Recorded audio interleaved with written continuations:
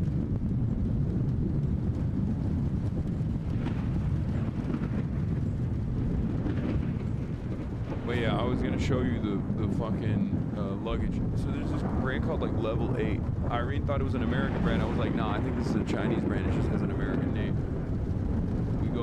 We get this, I think it's like 30 kilogram luggage.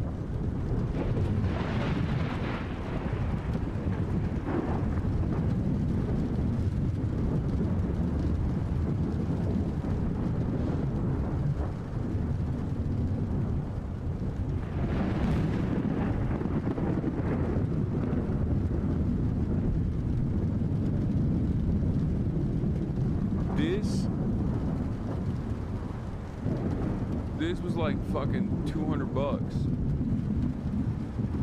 And remember, we bought it in, I mean, it's a trunk. It's the largest trunk that they have, 30 liters, sorry, not 30 kilograms. It's a trunk. It's sturdy as fuck. And it was like 200 fucking bucks. Luggage is obviously very expensive. No, 200 USD, 200 USD. And and this is still expensive because if you were to purchase this on an e-commerce platform, it would even be cheaper than that. We purchased it at brick and mortar retail, so it's still more expensive. But it's like, it's you know, it's high quality. Like it just, it's pretty.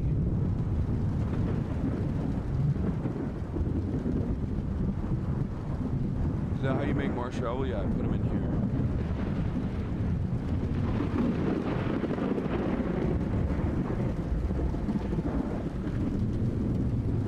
The website says $369.99. Yeah, it's probably more expensive if you go to the website. But in China, if you were to probably purchase on the website, cheaper. Chinese people.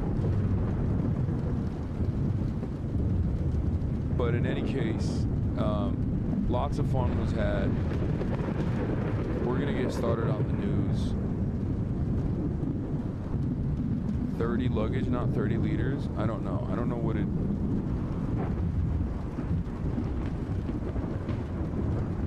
But we're gonna start out with the Epstein stuff.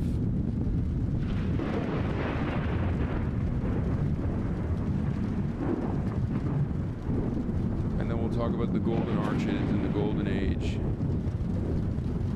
Olivia Reingold is back at it with no shame, all this good stuff. And no, my mouse suit hasn't arrived yet. I'm gonna get it tomorrow in Shenzhen. Capitol Hill for the survivors of Jeffrey Epstein's abuse. The House and the Senate passed a bill which forced the Justice Department to release its files on him. Now this comes after months of opposition from the president and the GOP leadership, and after years and years of lobbying from Epstein's accusers. Some of them held a very emotional news conference outside the Capitol before the vote. Caitlin Huey Burns is on Capitol Hill with the latest. Caitlin, good morning. It was quite a day yesterday.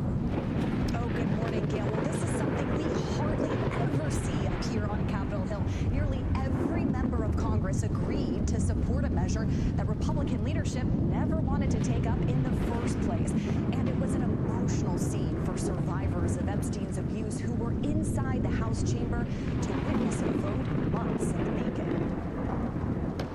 In the House, it was nearly unanimous. By a 427-to-1 vote, lawmakers approved a measure requiring the Justice Department to release its files related to convicted sex offender Jeffrey Epstein, all while survivors of his abuse looked on. We did it! And just hours later, it sailed through the Senate without objection. The Senate has now passed the Epstein bill. The moment marked the end of months-long drama on Capitol Hill. We've registered our concerns. We stated our opposition as long as possible, but we're also for maximum transparency. Now, Trump has said he would sign the bill, but he's called the Epstein controversy a distraction. You just keep going on the Epstein files. And what the Epstein is a Democrat hoax. The House Oversight Committee has separately released troves of documents from the Epstein estate, which include an email from 2019 where Epstein wrote that Trump knew about the girls, a claim Trump has denied repeatedly. Kentucky Republican Thomas Massey led the bipartisan effort to force the House vote. Are you concerned that the president may not release everything, even if this is signed into law? Well, it's not up to him. Like the FBI director, the DOJ, Pam Bondi, they would be criminally liable. This is why we climbed the steep hill, which is to get the bill passed in the House and Senate and to present it to the president for his signature so that it would have the force of law. The survivors at the heart of this case say their push for transparency is nonpartisan. Well, we are grateful for our allies in Congress on both sides. We've realized something. This fight belongs to us. Now, the Justice Department, once this is signed into law, has 30 days to make these files public. But the president has asked the DOJ to investigate potential ties between some high-profile Democrats and Epstein, which some lawmakers fear could potentially limit what is released. Gail? Caitlin, thank you very much. Well, we're going to begin this hour with the congressional vote to force the release of government files on the convicted sex offender Jeffrey Epstein. That vote almost unanimous despite months of opposition by many Republicans, among them President Trump. The bill now heads to President Trump's desk. For more on this, how it happened and how it went down, we're joined by our chief Washington analyst, Robert Costa. Bob, good morning. Thank you for being here. When you think about the campaign and then the White House, President Trump was in favor of releasing the files, then he appeared to be against it, called it a Democratic hoax. Where's his head now? What are you hearing inside the White House about how he's reacting to all this? Good to be with you, Tony. Based on my conversations with people close to President Trump and in a visit to Capitol Hill, it's evident everyone in this administration and Republicans in Congress, they want to move on. Now, there are Republicans like Congressman Thomas Massey, Representative Marjorie Taylor Greene, who want to keep digging into this. But for Republicans, they're feeling a bit of alarm, not so much about the Epstein files, but about not talking about the economy enough ahead of the midterm elections next year. So this apparent split within MAGA world, what impact do you think this could have, or lingering impact politically on the president? It's lingering because this is now going to lead to document after document potentially being released. And the administration will get scrutiny about whether there's enough out there about Ghislaine Maxwell and so many other characters that are related to this case in some way. So the questions will continue. Lawmakers expect that inside the Republican Party. At the same time, they feel like they can try to move on now that this has been addressed legislatively. Bob, some lawmakers have expressed concern that this document release will not be all that revealing because the White House will be able to redact or withhold some material saying there are ongoing investigations. What are you hearing on that front? What I'm hearing, so many Democrats, should the House Democrats win power in 2026, are going to come back to this issue in 2027, 2028, should they win power in the midterm elections, because there's a real belief among Democrats on Capitol Hill that this Justice Department is too close to President Trump and just won't do enough in terms of disclosure. Republicans have faith in the Attorney General, Pam Bondi, but even some of them privately say this DOJ is so close to the president, and they do wonder about the extent of what will be released. Bob, thank you very much. Well, the Crown Prince has long been isolated, but President Trump is welcoming him here with open arms, even praising his human... They didn't do it under Biden. Be for fucking real. Julie K. Brown's take on this is actually interesting. At first, I didn't understand it, but Julie K. Brown was saying that the reason why, I think it's a big cope, but she was saying that, like, the reason why this wasn't as big as an issue in terms of, like, the files being released is because no one made a big fuss about it, for sure. But also, under the Biden administration, Ghislaine Maxwell was actually being investigated. Quick clip of your fadeaway. Oh, let's go. See, this is what I'm talking about. Give me something good. Just one brief moment of goodness.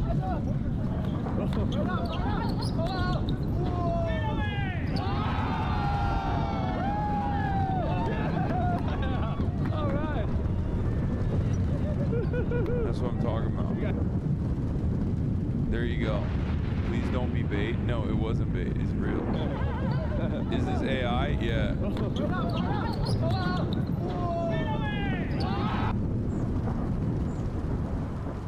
Bro, they were...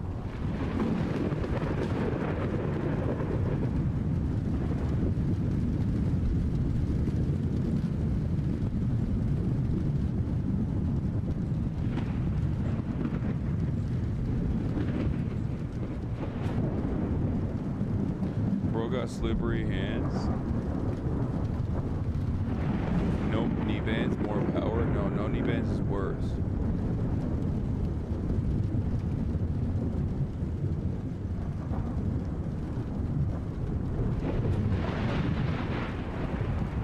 Islam was found guilty in January 2022.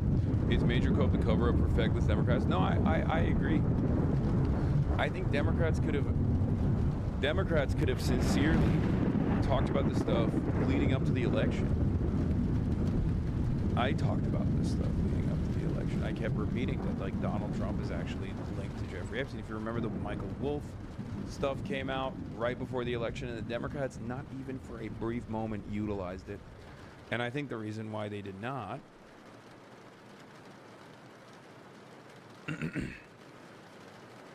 the reason why they did not utilize it was because of Bill Clinton.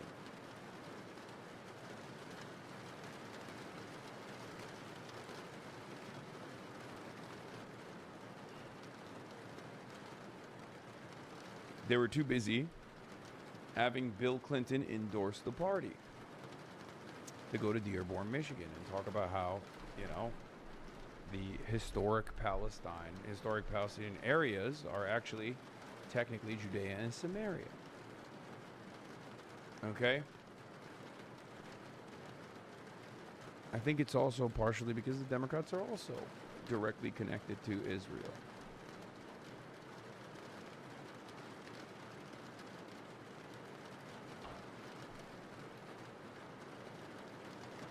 It's obvious that with the exception of a couple naysayers, a couple spoilers, a couple loudmouths, specifically on the Republican side, where there's even more impact, like Marjorie Taylor Greene, and I hate to give them credit for this because their ambitions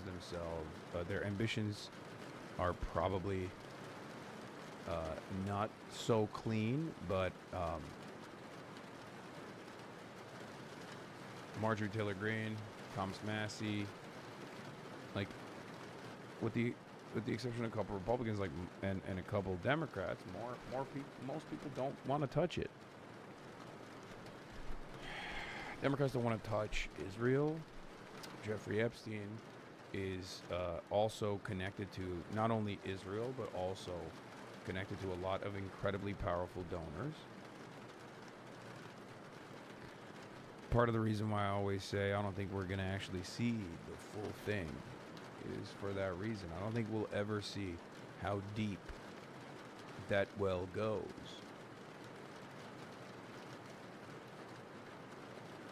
You know?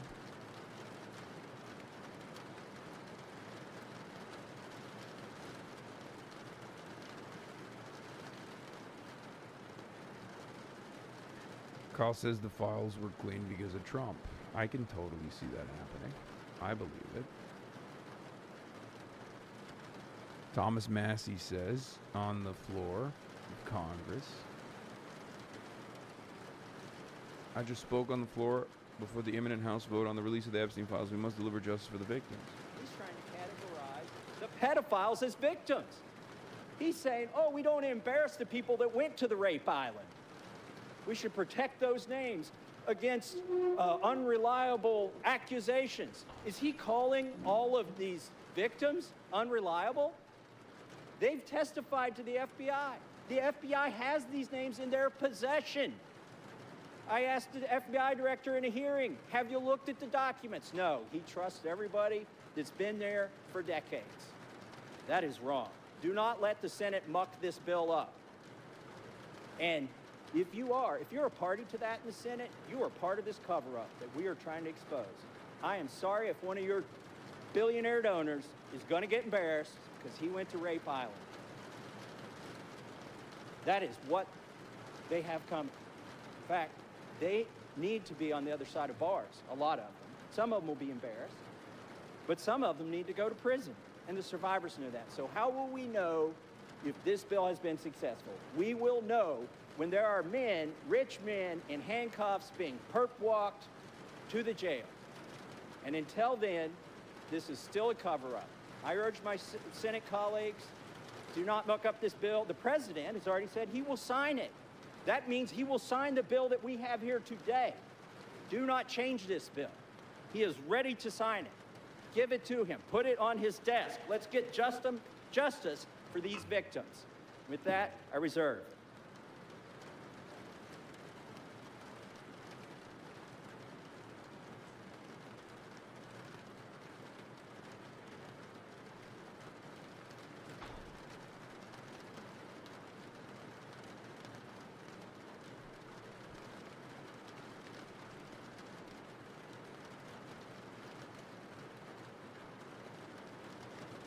I think Thomas Massey, despite his freakish ways, being a Republican, like despite, you know, his freak ass attitudes on other shit, on this issue and on Israel related issues, unironically is one of the best congresspersons. I don't know how, I don't know why, I don't. It's actually, it's confusing.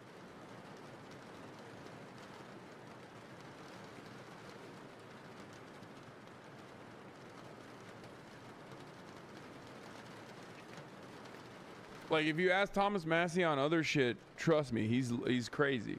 Guns, gender, whatever, right? Wait, what's his opinion on the Palestine issue? Thomas Massey is one of the most aggressive anti-Israel voices in Congress and has been so consistently.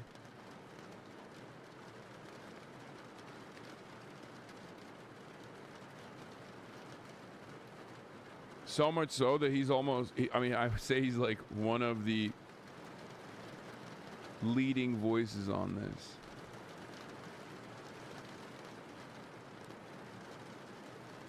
All right, let's see. My goat, my car guy. Thomas Massey is white Palestinian? Wait, what? No. No, that's Amash. And Thomas Massey has been Justin Amash was a libertarian Republican congressperson who is actually a Christian Palestinian. And even he wasn't as aggro on Palestine as fucking Thomas Massey has been.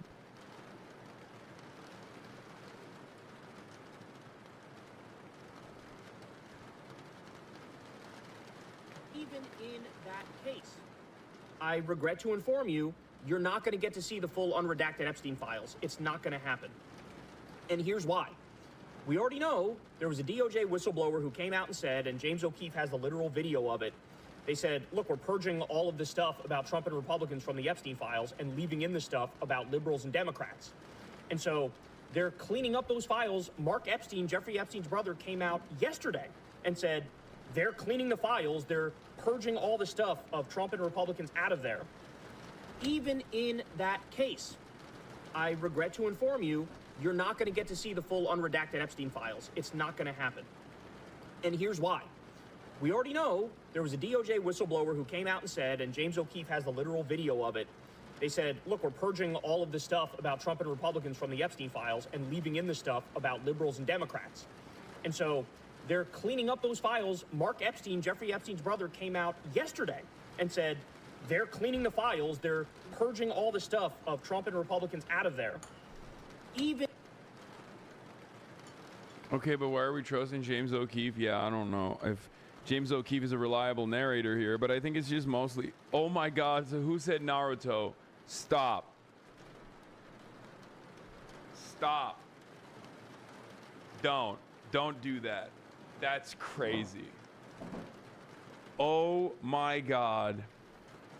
He will be Hokage one day. Believe it. Oh my fucking God. Oh my God. Oh no. No, no, no. Uzumaki looking ass. Oh, Jesus Christ. I can't unsee it now. He's about to Nanda Tebayo his way out of here, okay? Itadakimasu. He's literally doing it. Itadakimasu.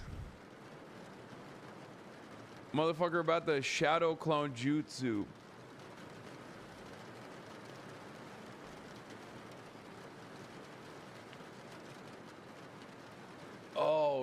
no.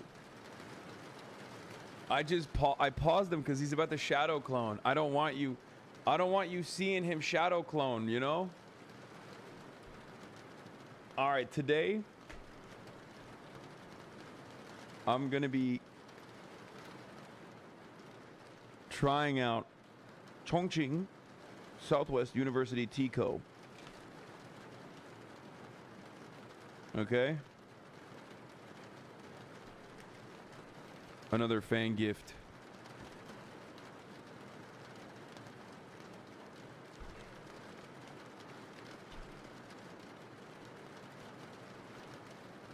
Someone said there's no tobacco products allowed in Hong Kong. Ooh. Smells pretty good. Kyle is gonna love this.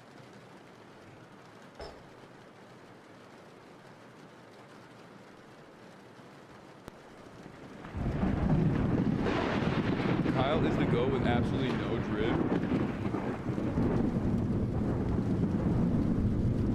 Yeah, only cigarettes allowed? Wait, Hong Kong is just...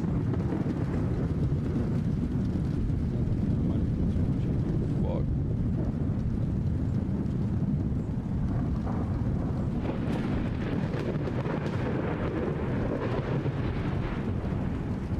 Yeah, apparently they have crazy bureaucracy. So they banned all tobacco. So it's not a problem if we have cigarettes in our bags going into Hong Kong. Here it is.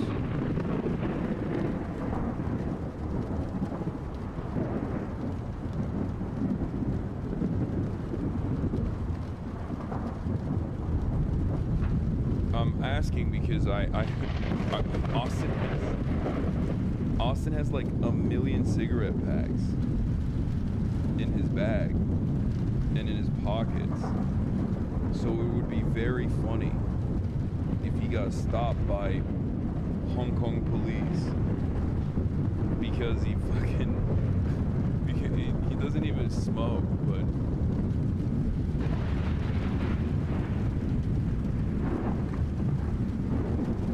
it would be quite funny.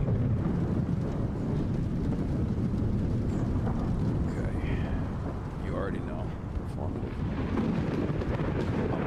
I'm on my fucking performative shit.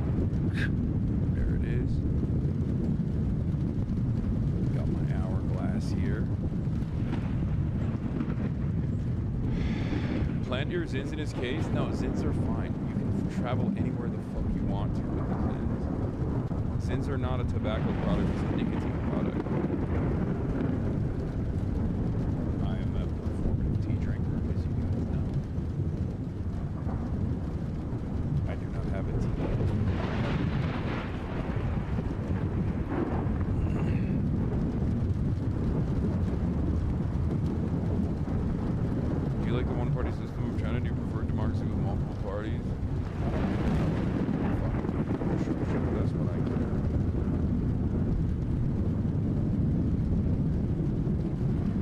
On random tip, next time you're in the train in China, through the China Rail app, you can order food for the next stop and it gets delivered to your seat. Try it out. It's mostly the same thing I went when I was there. I know, I did it. It was awesome. Seeing you in China got me on a oolong tea kick. Hadn't had it since I was there in 06. Forgot how good it was. As a tea connoisseur myself, it's nice to see you truly embracing tea culture. I need a tea pet. Until I have a tea pet, I'm not actually fully embracing tea culture. Feel me? Don't forget to wash the tea, dude. Wait, what?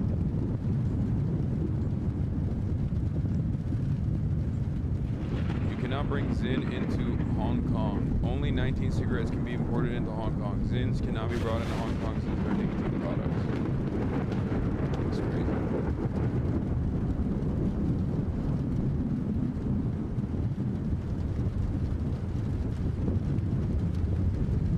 You gotta wash the tea, fam. I didn't wash this tea. I just fucking dumped it.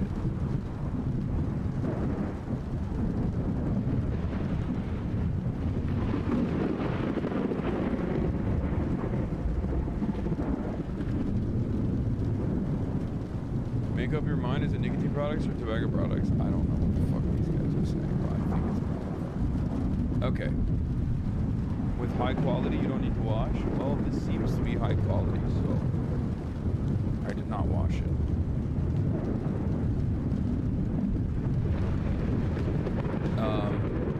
Anyway, where was I? We're talking about Epstein. Here's Pam Bondi. Now, remember, with the Epstein files, like, and releasing the Epstein files, like, it doesn't need to go through this process. Donald Trump could personally demand the release of the Epstein files, and the DOJ would release them, right?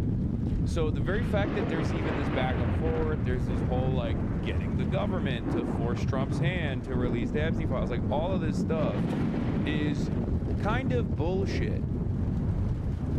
What are you loading up to take home? So many like Chinese trinkets, different copies of the Red Book, both in Mandarin and also in English, cool artifacts, clothing. We've bought a lot of, we shopped a lot of Chinese stores. Obviously the shopping is coming to an end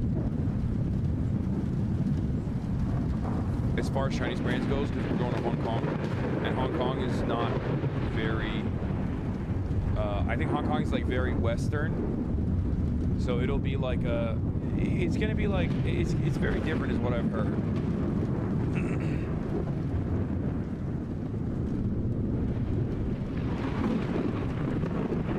So colonial British looting of artifacts, yes. Hong Kong is like neoliberalism personified, from what I understand. They say it's basically the UK.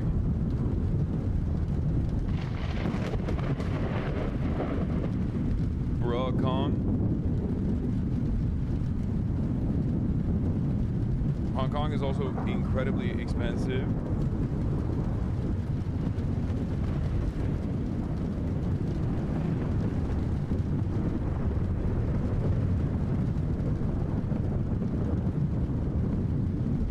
Also, you guys are talking about importing shit. If I flew into Hong Kong with the amount of zins I had, maybe they would have considered that importing. But at this point, I have like a couple fucking pouches left. So I don't think they're gonna stop me at the fucking Hong Kong customs and be like, you're importing illegal. Like the alternative nicotine products are like they're not smoking. They're not alternative smoking products, chatter. Okay? Like, they're talking about vapes, dummy. And they're talking about vapes in, like, large quantities.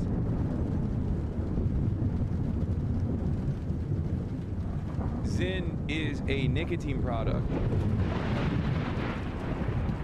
It's not a tobacco product. And it's also not even...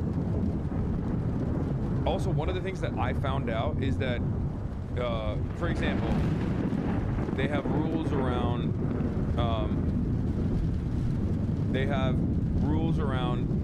what kind of electronic equipment you can bring, right, onto the flight. Except if they don't know what it is, they just let it slide. Like, I have travel safe batteries, but they don't know what those travel safe batteries are even. They don't even see it as a battery. So they don't even fucking search it. Like, they took all of everyone's like personal chargers, like their phone chargers and shit, but they didn't touch any of our big chargers, like the LiveView battery packs. And I think it was because they just didn't know what it is. I brought a lot of snus into Hong Kong without a problem. No, snus is not allowed in Hong Kong because it's prohibited as a form of smokeless tobacco. I'm gonna fucking lose my mind. First of all, people probably brought their own snus into Hong Kong. But that's not even the point. Because I'm not even fucking bringing... I don't have snus. Zyn is not a fucking tobacco alternative. Zyn has no tobacco in it. I don't know why you guys are fucking debating me on this. We'll find out. And now motherfuckers are posting nicotine is part 1 poison under cap 138, and part 1 poison can only be sold at a pharmacy under. Fuck! I just sprayed myself with this fucking granulated sugar. God damn it! This compound sugar. Fuck! Look at this. This thing exploded. Look.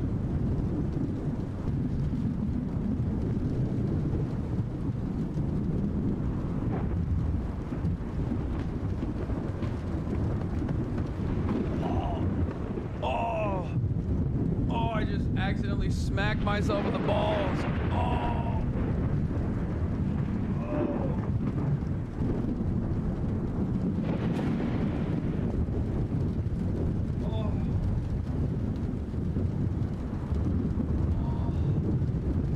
Oh.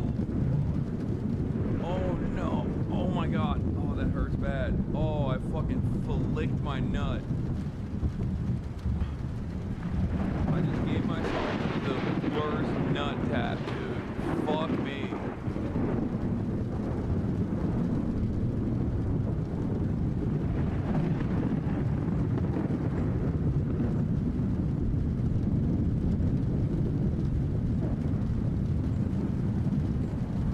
Right nut. You're dramatic as fuck. I was literally smacking the clothes to get the granulated, or not the granulated, the compound sugar off.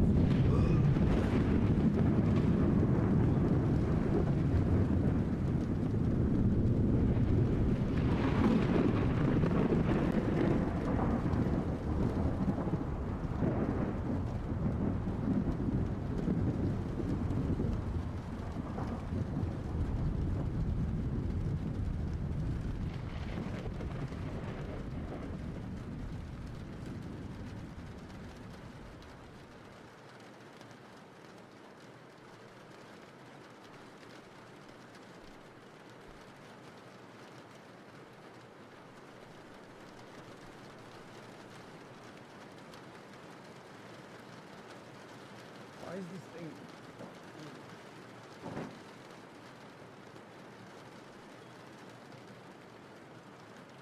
Oh.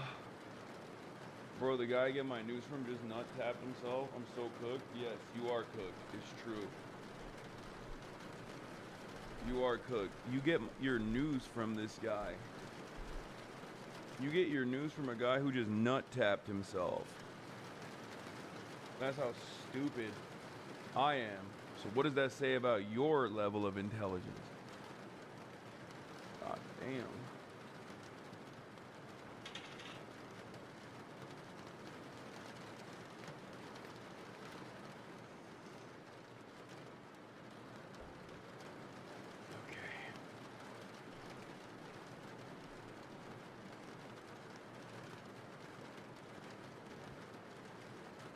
Why do you talk like that? Talk like what?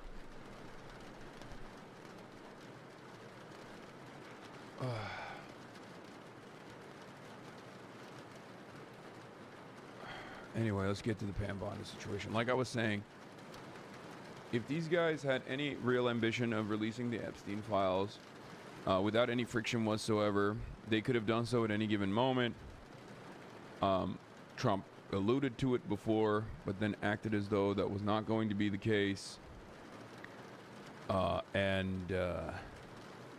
Yeah. He could just do it. He could literally just do it at any point. And the fact that he's not doing that, and he had to be convinced or he had to be pushed into doing that, means that there is definitely going to be some fuckery involved, and I don't trust the Department of Justice. Your Zin addiction is ripping this family apart. Everyone is scared of what will happen when something comes between you and the Zins. True. Don't come for me. I haven't talked about Chiose challenging Hasanabi head Chi challenging Hakeem Jeffries as a primary challenge. and Zoran and AOC's takes on it so far, but I will obviously. I'm super familiar with the situation there. You will provide all the files by 30 days? We will follow the law. The law passed both chambers last evening. It has not yet been signed, but we will continue to follow the law, again, while protecting victims, but also providing maximum transparency. Madam Attorney General, the DOJ statement earlier this year saying that files were not released mentioned the fact that the review of the documents and the evidence did not suggest that any additional investigation of third parties was warranted. What changed since then that you launched this investigation? Information that has come for information. There's information that new information, additional information, and oh my God, bro, they are so bad.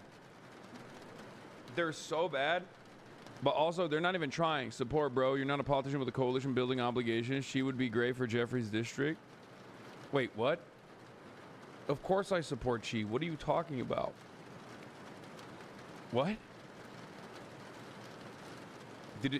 Do you think I'm going to be against him trying to primary Hakeem Jeffries? What the fuck?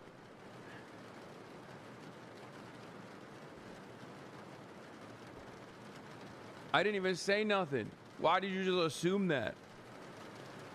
Anyway, yeah, when they say new information came out, what they actually mean, and I'll translate it for you, is Donald Trump has given the A-OK.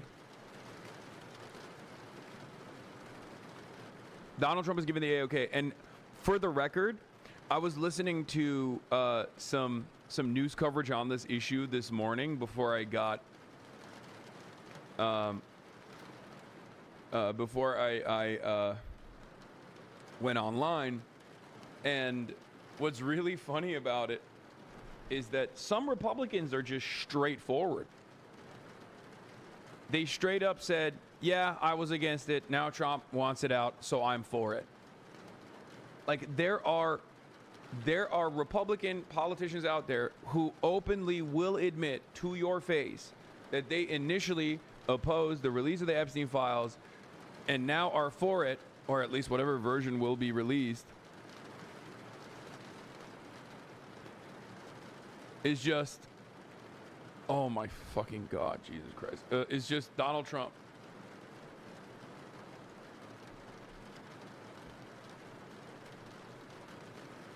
Was Biden able to release the Epstein files while he was in office? Yes. Yes. There was plenty of time for him to release the Epstein files. In the aftermath of the Ghislaine Maxwell investigation's conclusion, after the court proceedings, he could have just like fucking dumped all of it. They didn't do it. They didn't even use it as an attack line against Donald Trump, in spite of the new information that had come out from Michael Wolff's reporting, literally right up to the election. Michael Wolff did some coverage on this stuff and reported that Jeffrey Epstein was actually super connected to Donald Trump far after we had previously thought their connection had ended, where Donald Trump had claimed that he had severed ties with Jeffrey Epstein. And the thing is, they didn't do it. They didn't even use it as a talking point. They actually never brought up Jeffrey Epstein. If you recall my conversations at the time, my analysis at the time, I kept saying, why the fuck aren't the Democrats using this as an attack line? But of course, I knew why they weren't using it as an attack line. If you remember my analysis back then, I told you it was because there are far too many Democratic big-ticket party donors, and also many prominent Democratic politicians like Bill Clinton that are directly involved with Jeffrey Epstein in the same exact meaningful ways that Donald Trump is involved with Jeffrey Epstein, perhaps even worse than Donald Trump's involvement with Jeffrey Epstein. And also, Jeffrey Epstein is an asset for the state of Israel, and Democrats are also leading the party on defending Israel. So these are the reasons why they never used it. So yes, it is copium to a certain degree to say that the Biden administration had no way of releasing the files. I guess at most you could just say, why didn't the Democrats make a bigger fuss about this, or I guess the only line of defense is that, well, people weren't making a big deal about the Jeffrey Epstein stuff when Democrats were in charge. there's some truth to that, and I think that's part of the reason why. There's some truth to that, and I think part of the reason why there's some truth to that is because Democrats just did not fucking want to make a big deal about it. They do now because Donald Trump is president. Now because Marjorie Taylor Greene and some other Republicans are also making a big fuss about not just Israel necessarily, but Jeffrey Epstein as well. So, yeah, I think it was Byron Donalds is straight up here. Look. Dude, I love how fucking fraudulent these stupid motherfuckers are. God damn. Look at our politicians, dog. What are we doing? Ugh. Prem Tucker, friend of the show, of Ziteo News, went up to congressional Republicans to press them on calling the effort to release the Epstein files a hoax, and then today, with Trump's permission, voting to release them. Yeah, what do you make of the vote to release the Epstein files today? We got it done. Now wait till you see all the dishonest media and everybody out there when Trump's not in it. What are they going to do? I cannot begin to explain to you how open these guys are about their lack of interest in what happens to you. Okay? Like, they do not have a sincere bone in their fucking bodies, man. They are like, oh, they're so fucking insincere. They're such fucking grifters.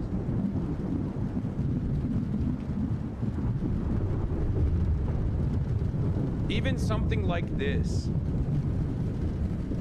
and the hand wringing that has taken place to get this information out there, like, I'm telling you, man, these are lizard people. If you are wondering why it takes a year to fix a fucking pothole in your city, it's because the American government is broken. Every institution is primarily compromised and primarily have people like this all the way down to the local positions. It's just all ambitious lizard people.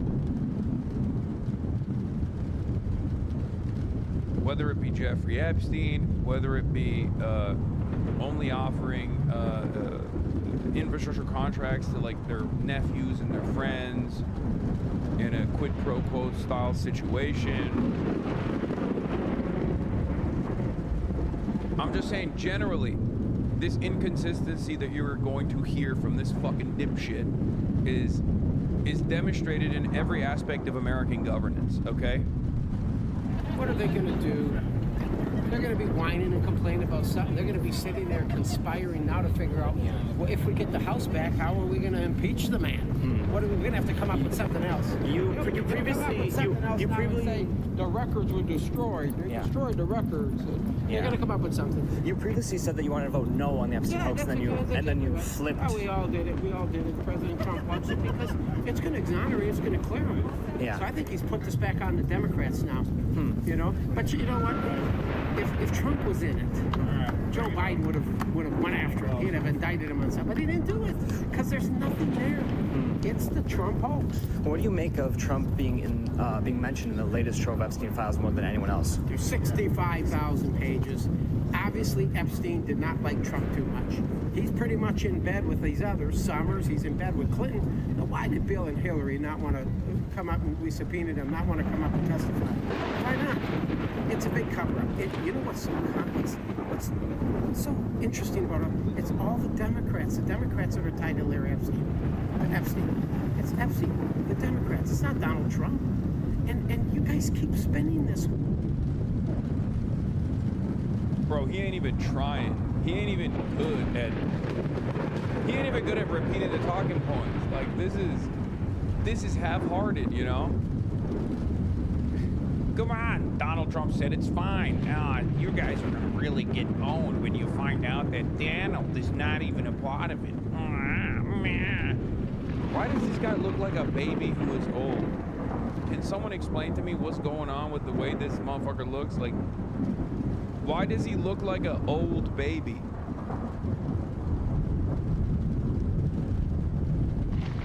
I've never seen someone look like this before. You should not look like this.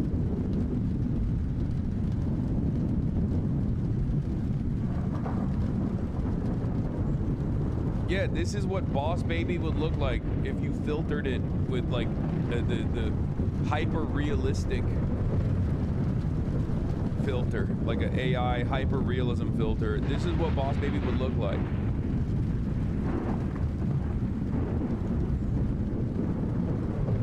I am an old baby and your rhetoric is deeply offensive. Well, you kind of deserve it.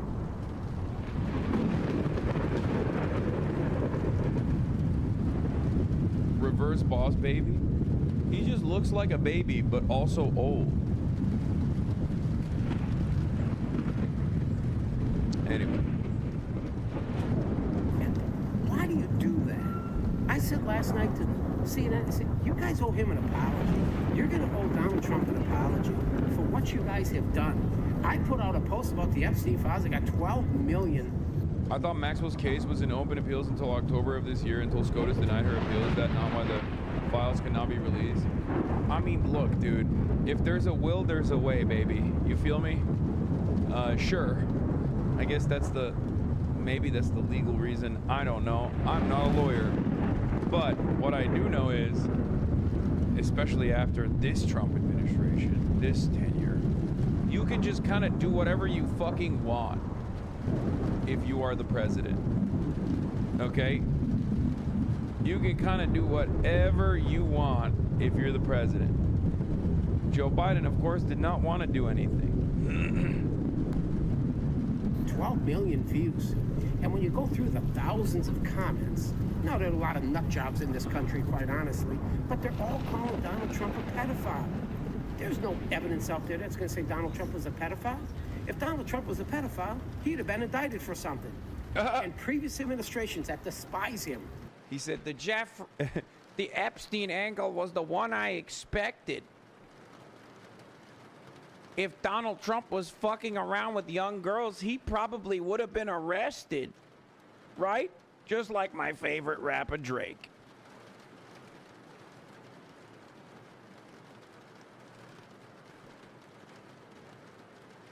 He hit the Drake defense. If Donald Trump was a pedophile, he would have been indicted. Oh, really? The quick reversal after that statement is, okay, do you think Bill Clinton is a pedophile? He's unindicted.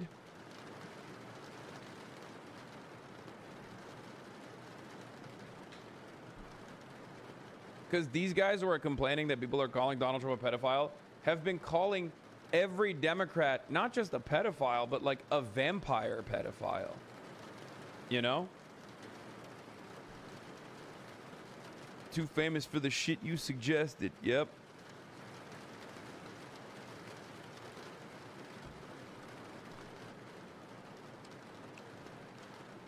Pretty good tea, by the way.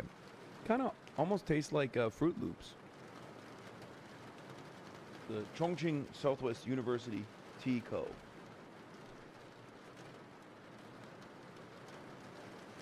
Logs, please. Honestly, maybe half copium, but I am willing to bet they will release the files after heavy modifications, but due to the incompetence, they will include something that will incriminate Donnie. Oh, I totally can see that. Yes. I can absolutely see that. The incompetence aspect, I mean. I think that they will release like the most redacted files of all time, but considering how this administration has prioritized loyalty over competence every step of the way, they've actually ended up stepping on rakes, and they will probably do so in this as well. I've been saying that.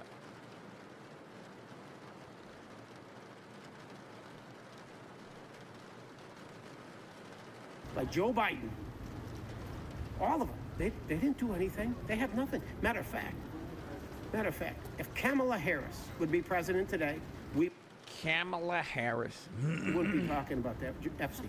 We won't be talking about Epstein. What do you make of Donald Trump's birthday note to Jeffrey Epstein? Donald that was very Trump friendly is the and seemed to greatest thing suggest. since sliced bread, and it. Oh. these are the guys who also sincerely say that there's too much leadership praise in places like North Korea or even China, right? And it's like, brother, you're a whole ass adult. You know how corrupt the administration is. You're a part of the corruption. And you can just sit there and fucking say that out loud. It blows my fucking mind. He said, okay, dick riding needs to stop.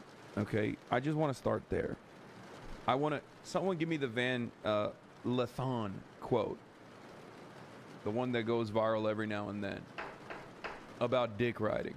Because this level of dick eating needs to stop.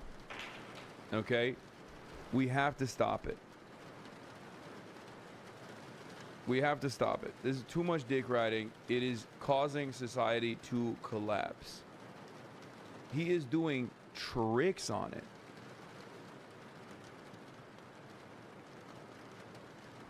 I mean, Donald Trump is the greatest. No, not this, bro. Come on. No, the video, the video, the video, the video.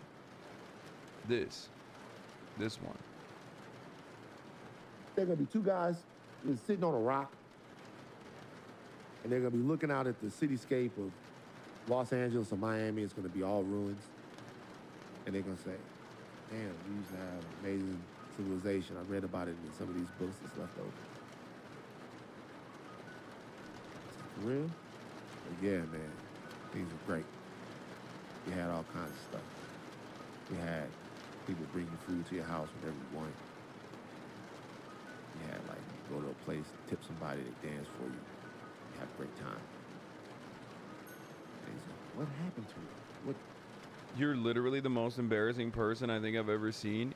Gay. Brother. No, don't ban him. Don't ban him. Don't ban him. Don't ban him. Don't ban him. Come on, come on. Come on, come on, come on, come on, come on. Brother.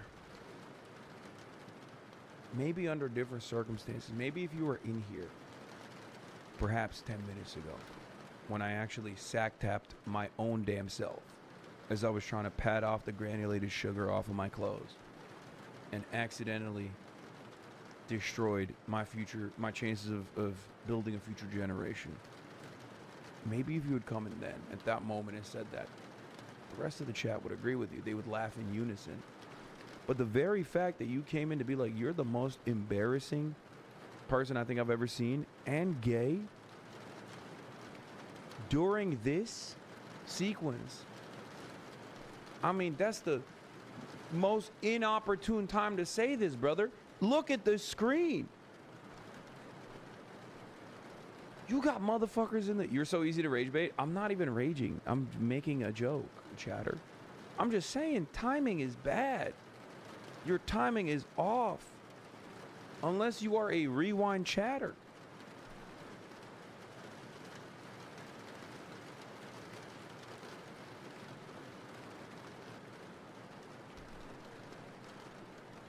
The word rage bait is the new troll overused word. Yeah, I know, but that's barely eating the bait. I mean, look at your screen. Look at the people that you're defending. You know what I mean? What the fuck? Access denied.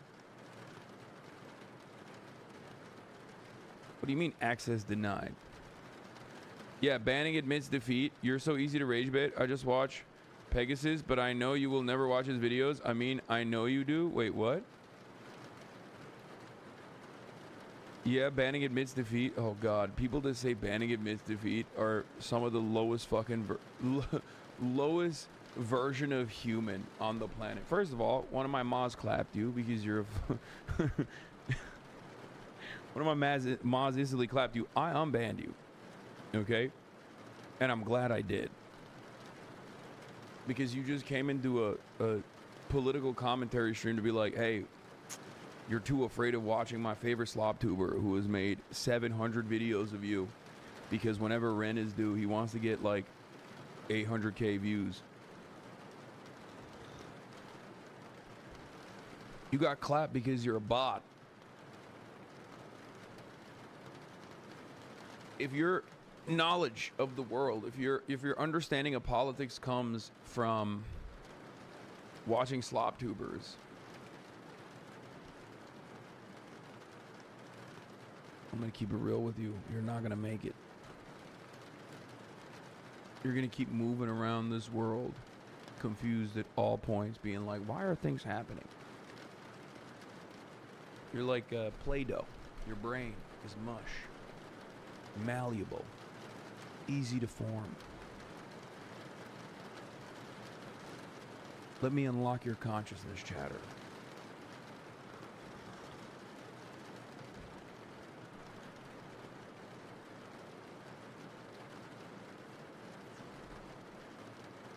Sadly, you get too emotional for political streaming. Okay, go promote more terrorism. It's so easy though, such an easy bag. I fucking does. You can't take any criticism. I think if this is your criticism, you and I have a very different understanding of criticism. Perhaps you and I might have a disagreement. But that's not criticism. You and I can have a disagreement on maybe comprehending why people choose to resist militarily against illegal and unjust occupation. But you just immediately default to, oh, you're promoting terrorism.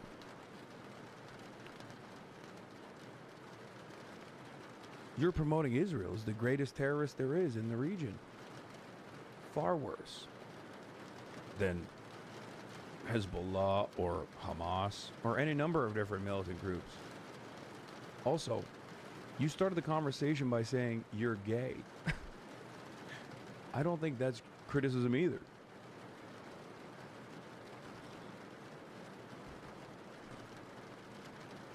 Bro in YouTube suburbia saying bag. You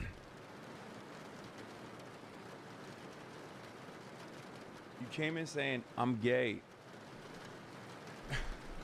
and that I promote terrorism, and then you were like, wow, you really can't take criticism. I really hope, for your own sake, that you are actually just simply 14. Yeah, you sound way too emotional right now. I know. My emotions are flowing through me.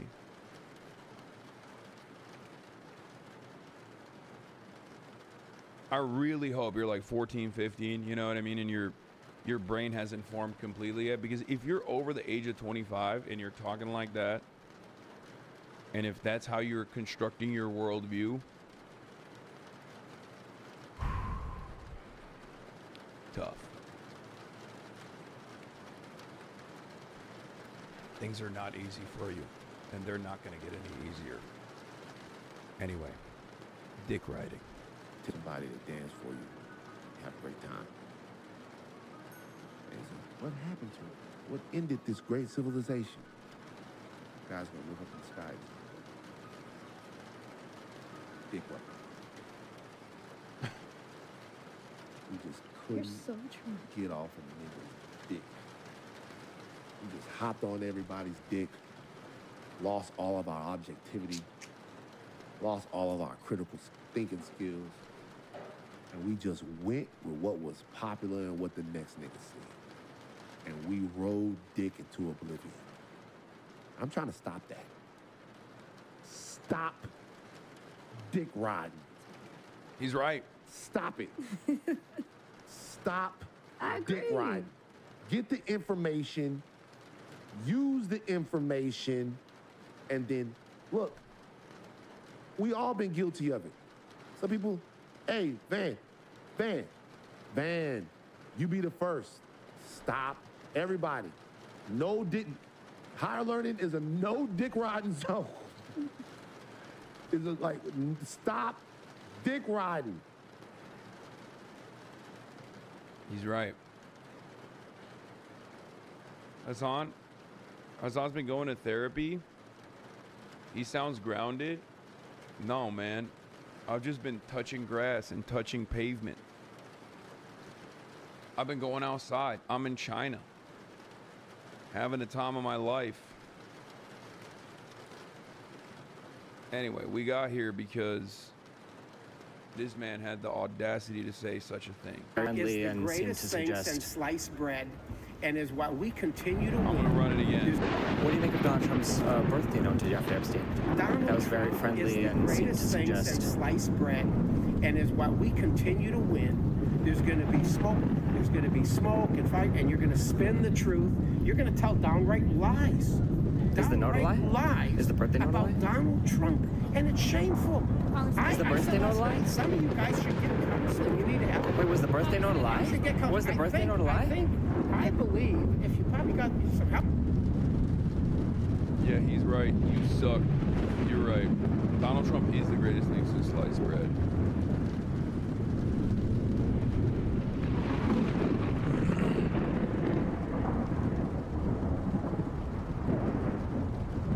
Health insurance. I mean, you got to fix the health insurance, but there's probably some provisions in that health insurance that you guys could get some therapy. You guys need therapy. Go talk to a therapist. Was the birthday note a lie? Was the birthday note a lie?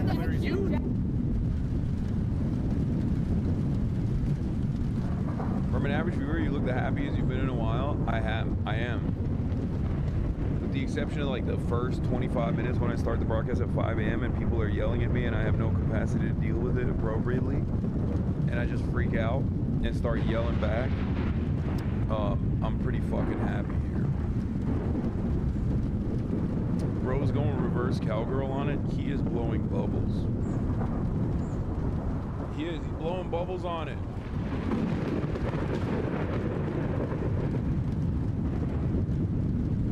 It's unacceptable. You can't be doing all of that outside.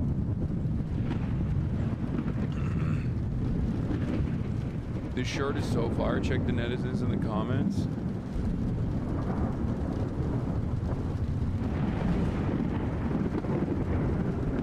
What netizens?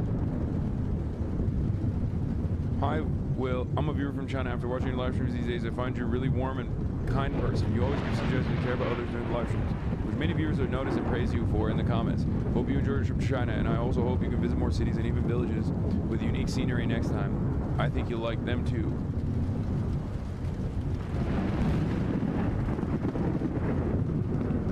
Shishi Lauber.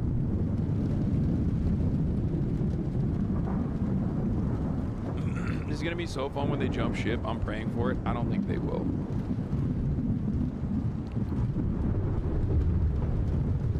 How much do you think a trip to China of 2 weeks for an average worker could cost? I think the most expensive part about a trip to China is the ticket. Once you're in China, everything is cheap. We eat so much. If you eat mostly Chinese, like if you eat local food here, like a fat meal is like $7. A fat meal for like 4 people is like $7.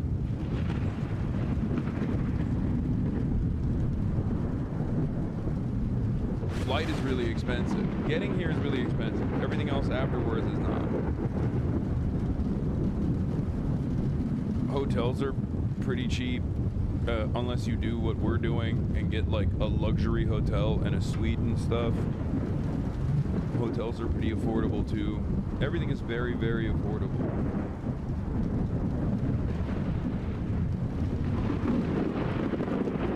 How much did the KFC cost? I don't know. Because I can look it up on my Alipay, but I'll swim. Okay, good luck.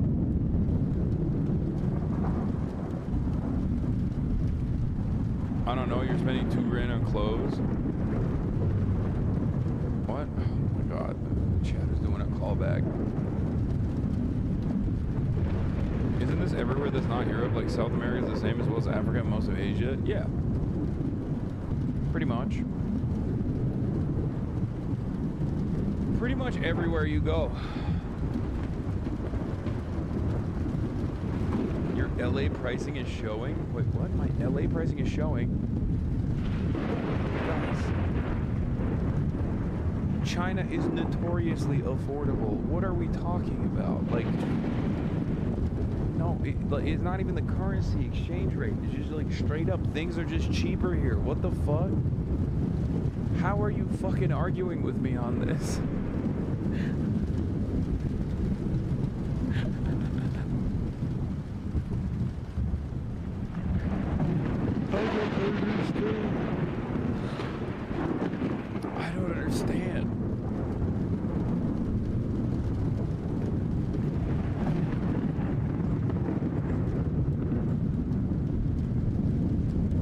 not totally true. I've been there 2 times and am American, affordable for Americans.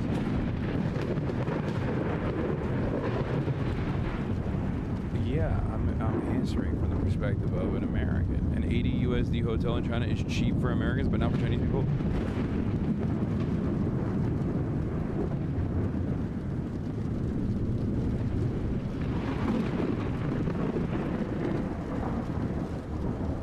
Dog, do you think there was a dude from Guangdong province asking me about how affordable a trip to China is?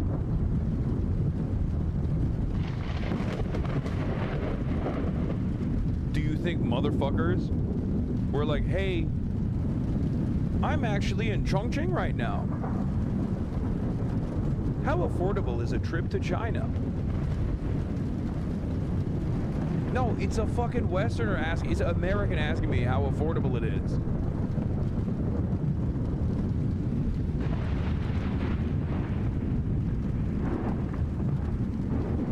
How do you put up with this shit for real? We're cutting this out of woke too, ain't we? No, that chatter wasn't even being woke too. He was just trying to be annoying. These chatters are clueless. Japanese society has a currency collapse problem, which is why exchange rates are so good for Americans while economic conditions are not so good. China is an entirely different story, where they have truly abundant production, so across the board the prices in general are just hyper affordable. Yes.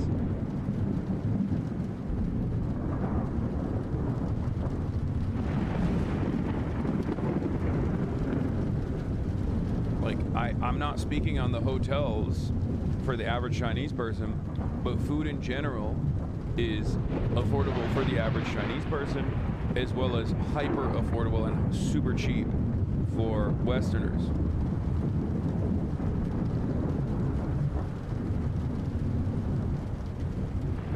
Is chat just trying to gaslight before Hasanabi wakes up? Yes.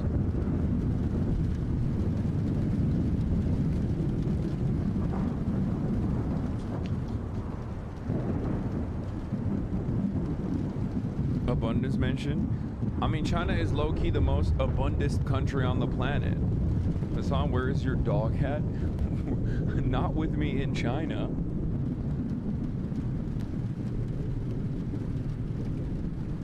Wow, you really love it when they disregard IMF laws, huh? Wow, Hasan, you're LA showing you're American. I thought this was a white Chinese stream. It's all that dang currency manipulation.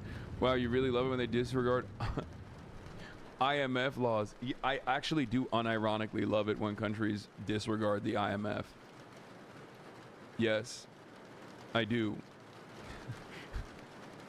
You're right. I do actually like it. If this is what you get when you disregard the IMF, then yeah, great. It's proof that that works.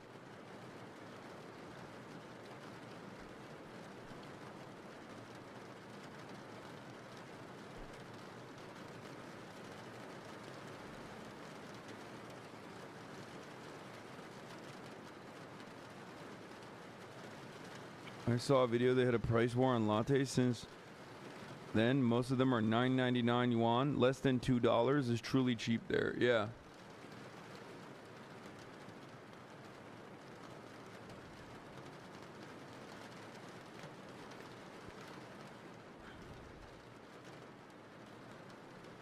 The cheapest bowl of noodle I had was 50 cents in China. Insanely cheap. Also, I had a 15-cent mapo tofu with free rice refill. It was in Fuzhou.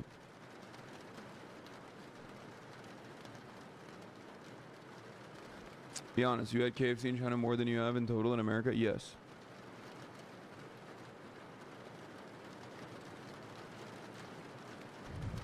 The White House has just called the lid, meaning there are no more public events expected, with no word on whether President Trump signed the Epstein bill today. Interesting. Anyway, let's see what my queen, Jessica Escape from Tarkov, had to say about the Epstein stuff on the Fox 5. But this idea that the Epstein files is going to be reframed as a Democratic hoax is never going to work. The American public is not cool with it. What does he have? Trump has a -39 approval on handling the Epstein files, and only 45% of Republicans even approve at this point. The narrative about Hakeem Jeffries, everyone at this table knows how fundraising emails work. So that email was from someone named Lisa Rossi, who's from a random fundraising group called Dynamic SRG, asking if Epstein wants to go to a generic DCCC dinner that Obama and Jeffries were going to be at. There was never any meeting. There was never any donation. And he appears one time in the Epstein files. By the Miami Herald's count, Trump is mentioned over 1,000 times in the latest tranche that just got out. And people are not going to forget that in 2002, for instance, Trump said, "I've known Jeff for 15 years. Terrific guy. He's a lot of fun to be with." It's even said he likes beautiful women as much as I do, and many of them are on the younger side. I have never alleged, and I am not alleging now, that Donald Trump has done anything untoward with an underage woman. But if you want to be throwing around single emails from a random fundraising group to try to make Brooklyn Barack look bad and not acknowledge how many times Donald Trump is mentioned in these files, you're just going to look dumb. And I would encourage everyone to not look dumb. But it's other people mentioning him. It's not his fault when people want to get him. Is other people mentioning him? Yeah, how about is Donald Trump mentioning Jeffrey Epstein? Like, it's not just other people mentioning him, it's Jeffrey Epstein mentioning him. You have to say it's other people mentioning him because you can't say it's actually Jeffrey Epstein directly mentioning him while talking about their personal relationship.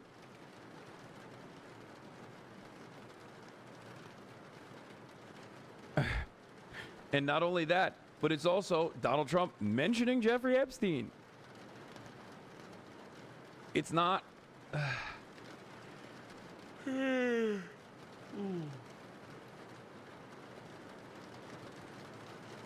It is kind of crazy that they're even trying to tackle the Epstein stuff by bringing up Democrats in this way. And if you're going to bring up Democrats, if you are going to bring up Democrats, you know, Hakeem Jeffries is probably one of the worst ones to bring up because he's too new on the scene to have been around and embedded with the Epstein stuff. He's a relatively green politician on the national stage.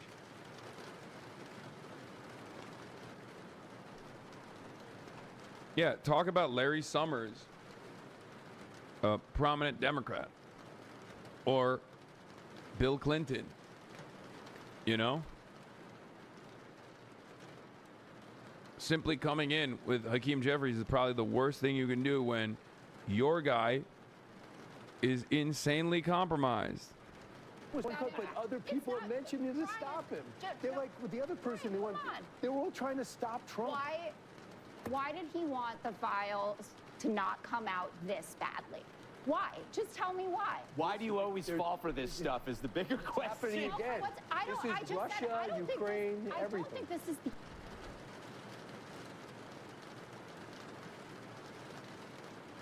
Have you covered the New York Post tweet about Epstein? They upgraded his egg into a lemon.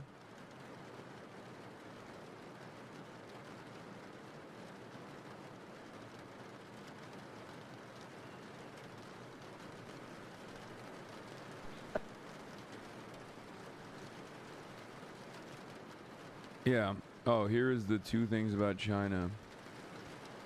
Ben Norton. The median income in major Chinese cities is higher than top cities in Latin America and even much of Central and Eastern Europe, but Chinese cities have some of the world's most affordable utilities because they are state-owned and provided as public goods, not for profit.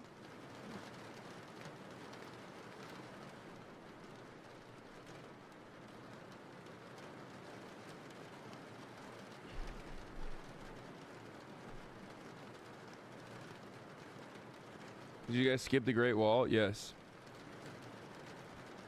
China intentionally popped its housing bubble to make homes affordable for the average people to live in, not speculative assets. China restricted lending to real estate and increased loans for high-tech industry.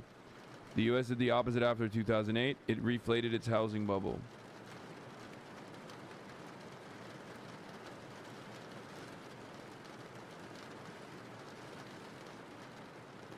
Of course, there are certain parts of China that haven't been so fortunate. And I am, of course, talking about Hong Kong, which is where we're going later today.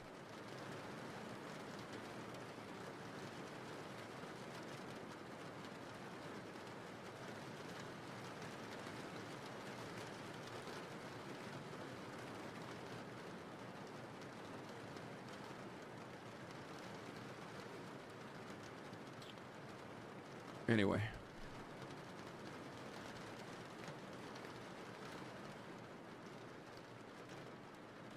Little did she know the new information was among the files on her desk. Yeah. Nicki Minaj was at the UN.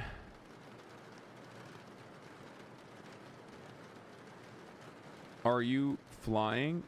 Yeah.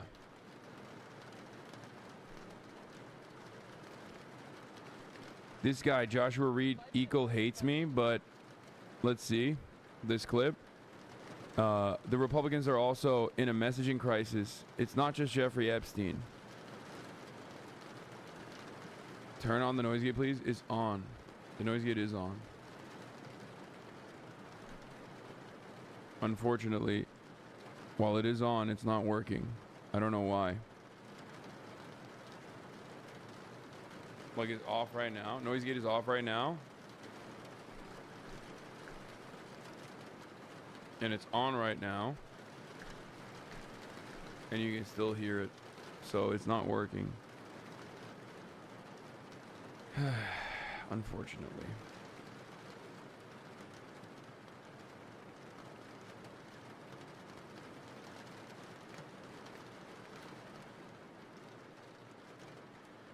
I heard they can build a wall with all the bricks you... is the plugin set to bypass mode? No, I don't know what it is. It just happens. It's fine. Noise gate is overrated. I like hearing the ambient sounds. Good. What is this guy saying? Bring up Larry Summers. Larry Summers is a Chinese spy. What's your opinion on Xi saying Xi Jinping's ideological opposition to expansive social welfare policies he believes create lazy people and encourage laziness? I'm not familiar, but that is very American. It's a very American attitude to have. But also, the reason why I won't address his opposition to welfare is because I'm unfamiliar with his opposition to welfare. But welfare can mean a million different things. Do you mean direct payments for people who are not working? Or do you mean disability payments? Do you mean retirement funds? Do you mean pregnancy leave, for example? Like, there was a person in the there was a person I was talking to that said that in China they have maternity pay. Like, when you're on maternity leave, you get paid. It's actually a tiny number. It's like a tiny monthly payment. It's not super consequential. But even then, the very fact that they even have maternity leave and maternity payment itself automatically puts it in a much better, automatically puts like Chinese welfare in a much better place than American welfare. Do you see what I mean? Because we don't even have, we don't even have federally regulated, federally mandated maternity leave in the country, let alone payments on top of that.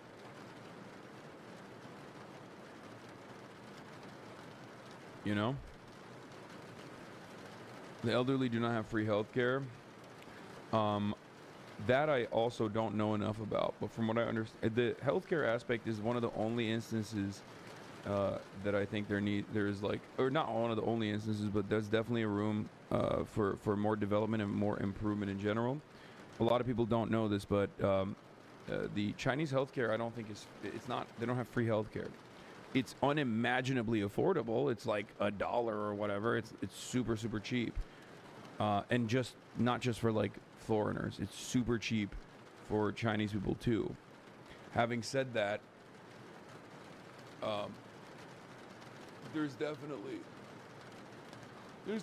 room for growth there.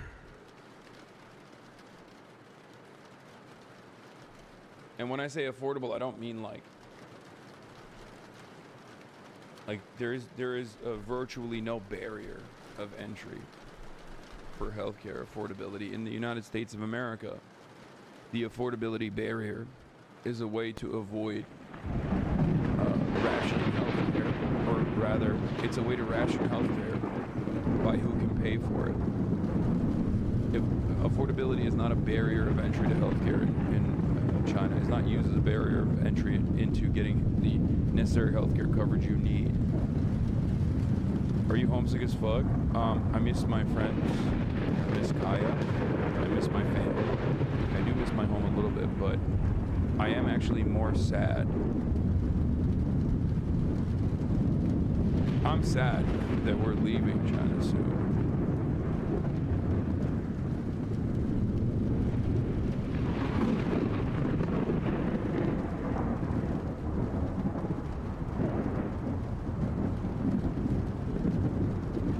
You get free medical in your province, registered to the HONGKONG, but then outside of that, it's private and not free.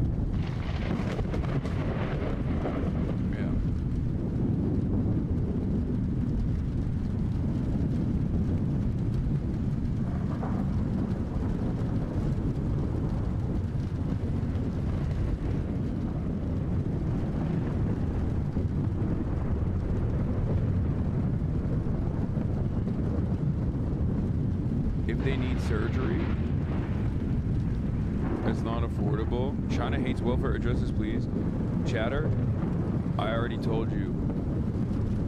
I'm not familiar with what you are referencing as far as welfare. And as far as those attitudes goes, I will look into it and I will address it. Okay? I suspect that you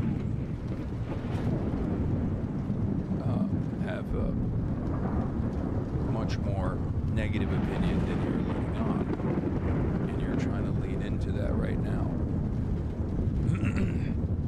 Every day we are live on the broadcast.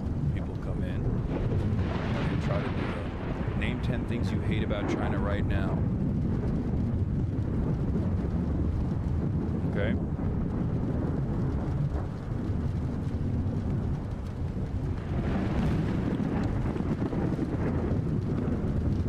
Overactive thyroid taking all of their thinking calories.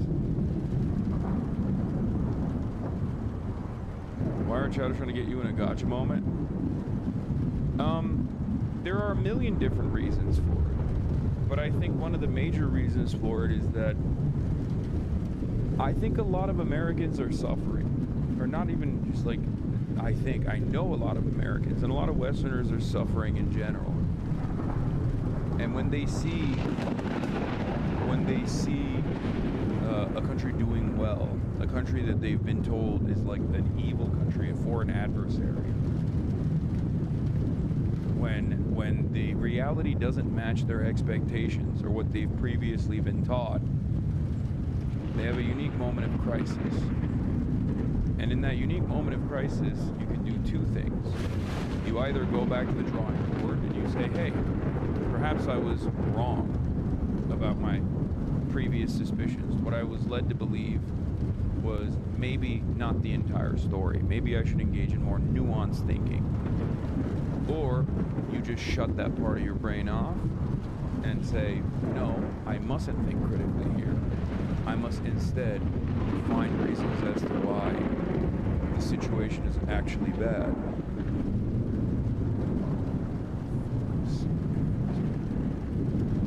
And I think a lot of Americans do. I think a lot of Americans do the no critical thinking route, no nuanced thinking route, or a lot of Westerners do. Obviously, many in this community have been like, you know, maybe it's not as bad.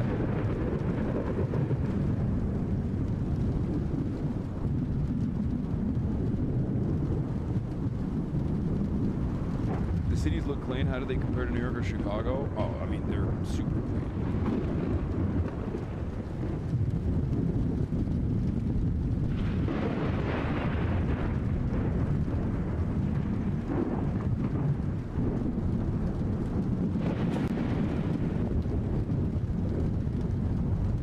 How are the soup dumplings? Incredible.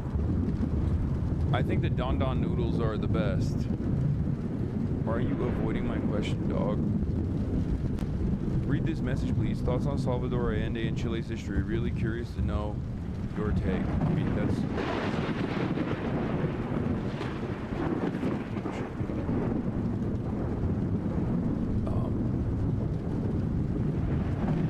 compared to Vietnam, what pops out? Who's doing the comments of the project better? I mean, I haven't seen Vietnam personally. so I can't make that comparison yet. Also, the Bureau of Labor Statistics now says it won't release a full U.S. jobs report for the month of October, as of 5 hours ago. Instead, the agency said the October payroll data will be released along with a full report for November. An unemployment rate for October will not be included in those figures because the data could not be collected, the BLS said, citing the shutdown. Wow. Very cool. Very normal. Definitely a good sign. Seems good to me. Please read my message. I'm trapped in a well, and your Twitch chat is the only communication I have with the outside well. Please send help. The water is up to my waist now. Good luck, chatter.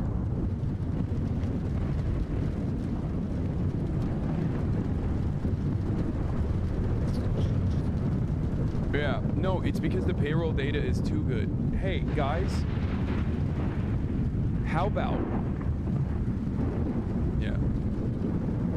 how about we don't think negatively? How about we think positively about this? What if, hear me out, what if the payroll data is too good and we don't want other countries to get jealous, right? What if we're winning too hard and Trump actually doesn't want to release the information about how hard we are winning so that, you know, the Democrats don't look too bad, right? Like, because they are, what if the Republican Party is actually just as considerate of the way that the Democrats look as the Democrats are of the way Republicans look? What if that's the reason?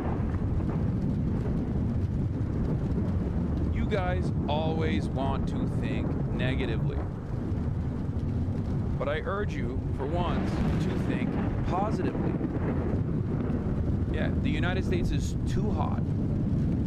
It's so hot that other people get jealous and then they want to attack us. And I think our glorious, dear leader, Donald Trump, expertly has decided to control the narrative and to ensure that other countries do not have negative opinions about us because of their jealousy, because we are so hot from the standpoint of hotness. Some might say the hottest. Okay? That's what I think. Anyway, let's take a look at what Fox News is saying about affordability. Plan. Also remember, adults don't need gifts, okay? Focus on the people in your life who are age 3 to 18. Grandma doesn't need slippers. If they don't live by you, don't get them a gift. Now's not the time to spend and break the bank sending packages across the country, Dana. Focus on the people in your life, ages 3 to 18. That's my... Wow. I mean, that's good. They are promoting being frugal as a value, as a virtue, and Americans need a lot of that. Okay, Americans need a lot of that. I think it's good. It's good. It's not a bad thing. Okay, who needs Christmas gifts anyway? What are we doing?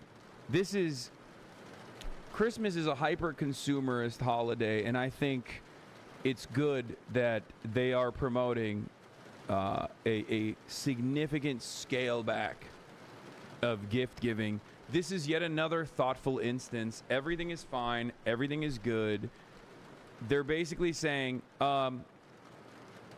share experiences with your loved ones. You know, your presence should be the greatest present. Now, I think this kind of fucking commentary, all jokes aside, this kind of statements coming from Fox News is a red alert, okay? This is orange level terrorism threat. Do you understand? Because, like, the only thing that Americans have is treats. And now these guys are basically saying, like, hey, we might be in a recession. It's not looking too good. Maybe you should scale back on your fucking treat giving and your gift giving. That is the greatest red flag and perhaps one of the worst things that you can tell an American, because as I've said over and over again, the only thing that an American has is affordable treats. If you take that away, the entire social fabric unwinds. There is nothing holding us together at that point. I also personally love this because as a woke anti-Christmas warrior who has fought numerous fronts in numerous battles year over year in the war against Christmas, the Republicans have basically gifted us the ultimate victory. As you guys know, I love fighting in the war. I love waging war on Christmas. And here are the Republicans saying, let's just cancel Christmas. Very cool stuff. I like seeing this. Where can this go?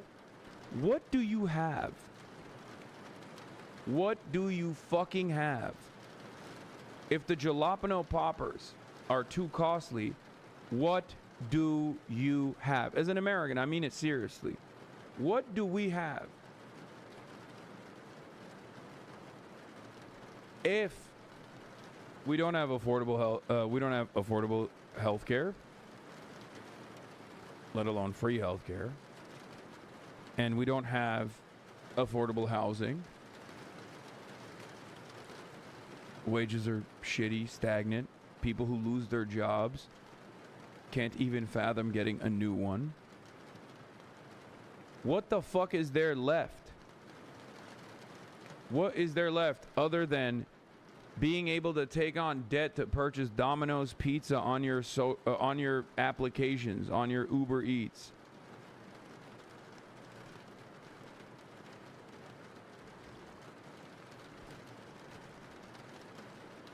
Someone send me that again. I need to see it again. The Chinese netizen eating Coca-Cola, drinking Coca-Cola. We need to rewatch that. Defaulted on my burger loan.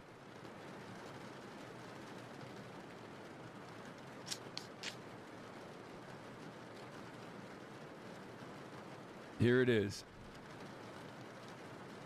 Breaking news from the United States of Israel. Donald Trump forced a Coca-Cola company to use real sugar in Coca-Cola. Meanwhile, China built another 7,000 new bridges. I heard it from Hasanabi. He's traveling in China right now. But I mean, who cares about the fucking bridges? It's so boring. The great people in the United States of Israel, after they're paying a lot of tax, when they're hungry, they can just drink a bottle of Coca-Cola and watch Netflix. That is democracy. That's how fancy it is. You know, that's capitalism. When you compare to capitalism, compare to democracy, China just look like an old nerd. Oh my God, so boring bridges. I hate China. Breaking news from the United States of Israel. Donald Trump forced a Coca-Cola. I agree. Seconded. This is a patriotic Chinese man who knows the complete dominance that the United States offers, okay? That's right. I'm glad that there's someone who understands. I'm glad that there's someone who understands that bridges are lame, boring, shitty, connecting people. What are you going to do? Commerce? Who gives a shit? Okay? By the way, I'm not going to talk about this right now, but maybe when I come back, I will get into this a little bit further. But my Hao Peking character, the Chinese conservative, anti-woke conservative character, is actually unironically a real archetype here. And I found it out, and I found that out. And there is definitely, due to... Just know that that actually is a more real character than I previously thought existed in China.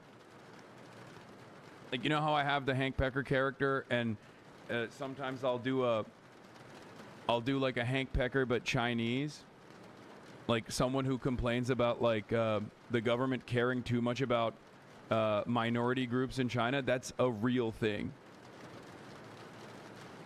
No, I didn't Ryan Ruth it into existence. That actually is something that existed, and I did not know.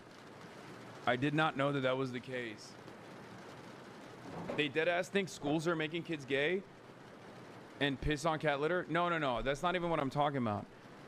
Chinese netizens who are like brain rotted from right-wing Americans who think that like American school make you gay. That's not what I'm talking about. I'm talking about straight up internally in like internal Chinese politics. There are unironically people who sometimes complain about the government taking a protective stance. There are unironically some Chinese people who are somewhat critical about the government taking a protective stance against the minority groups,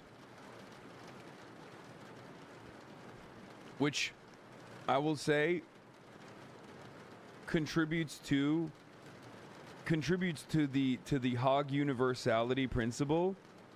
Yes, my mother-in-law. No, it's so funny. I didn't realize that existed, but it does. It turns out hog universality is real. No, I don't mean like the fucking Shen Yun guys. I'm talking, is coffee good in China? Coffee is excellent in China. Massive coffee culture here. Also, for the record, I mean, I briefly brought this up in the Chengdu Panda place.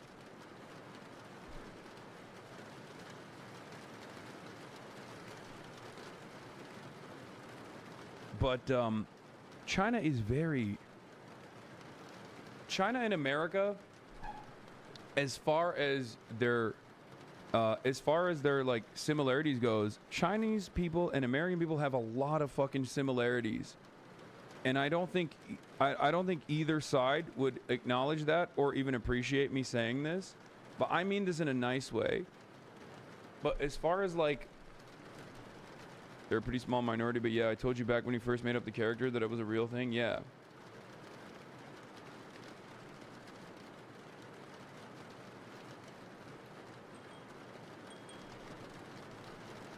L. Piker? No, I'm serious. Like, whether it be the cities having, the cities are all obviously full of public transit, but like there's still a shit ton of car reliance within the infrastructure itself, something that I brought up. And it's also a proclivity towards consumption that Americans have as well.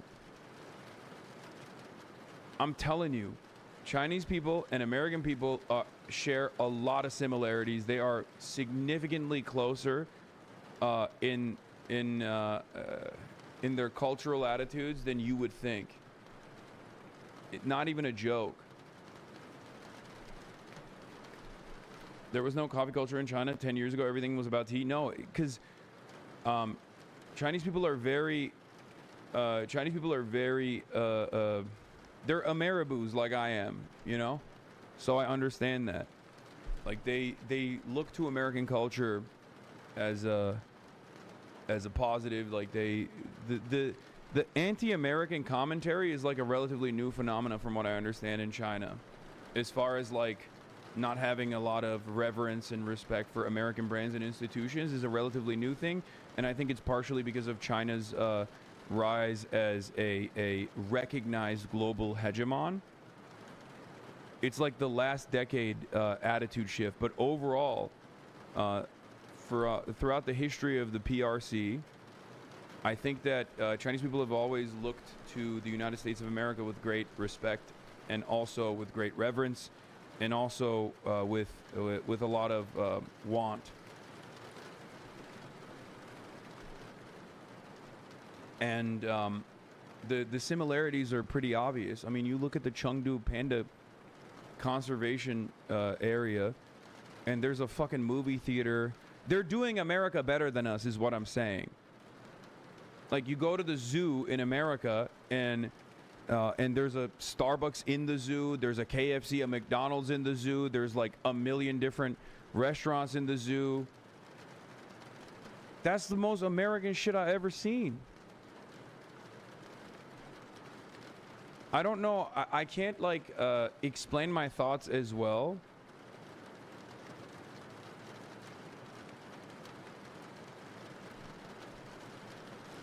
but there is a lot of there are a lot of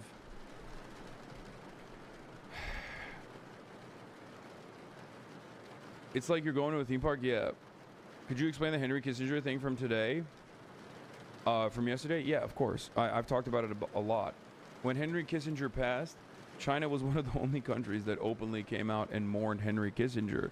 And it's probably the only country on the planet where that's appropriate, because Henry Kissinger and Nixon recognized the PRC, the People's Republic of China, as opposed to the previous formation was a recognition of the Kuomintang-backed Republic of China that was that had escaped to Formosa, now known as Taiwan, at the time, in the aftermath of the Civil War and also the Japanese the liberation from Japanese imperialism.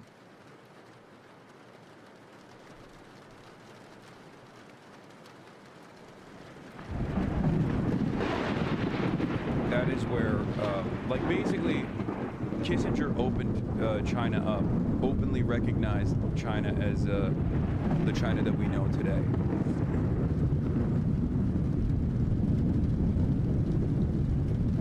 Why would Kissinger support communists? The fuck? Realpolitik, number one. Number two, anti-USSR play. Trying to take advantage of the Sino-Soviet split. Yeah, it was anti-USSR. Yeah, Kissinger is credited for allowing PRC to normalize relationships with the United States and the rest of the Western world, and it played a big role in how the People's Republic of China exists today. That's why I sometimes jokingly reference Nixon as a Maoist. That's part of the reason. That and the EPA.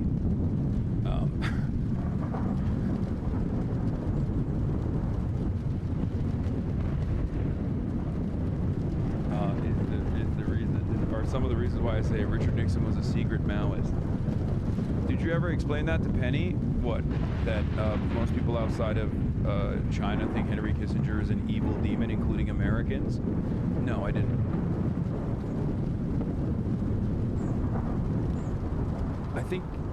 I think Penny is not very into politics at all. I'll be honest with you. She didn't even know the 5 values.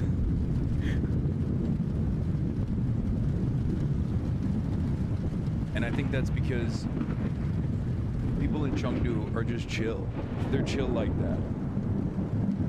That has also been a really interesting thing, though. Like, every fucking province and every major city is entirely different. Like, they have... Like, it almost feels like the difference between Chicago and New York is less significant than the difference between Chengdu and Chongqing, okay? And that's crazy for me to consider, because the distance is not that severe, but I guess it kind of makes sense because it's the same as, like, Birmingham and Liverpool, right? England is a much tinier nation overall than China, and yet there are ginormous differences, and differences in dialect and differences in cultural attitude in different parts of England. You change zip codes and you barely can understand one another, right? And I think that comes from the fact that people have lived there for a very long time, right? And there is a long history. And I think it's the same with China. Because it's been around for fucking thousands of years, in some way, shape, or form, there is a lot of culture that has been built on top of the places that now exist. And it's really interesting to see that in a much larger country, and then compare that to a large country like the United States of America that was developed in an incredibly short period of time, as opposed to a place like China. They also used to be different countries that, by their power, that spoke different languages, yeah. But, like, think about it. that's what I found it so fascinating that we would go to Chongqing and they would tell me like there's an entirely different language. In Chengdu, there is an entirely different language that, you know, it's not just even a dialect. There's like almost an entirely separate language in all of these places. And it's crazy to consider because they're not that far from one another. They were under the same provincial government until recently, right? And proximity-wise, distance-wise, they're not that far from one another.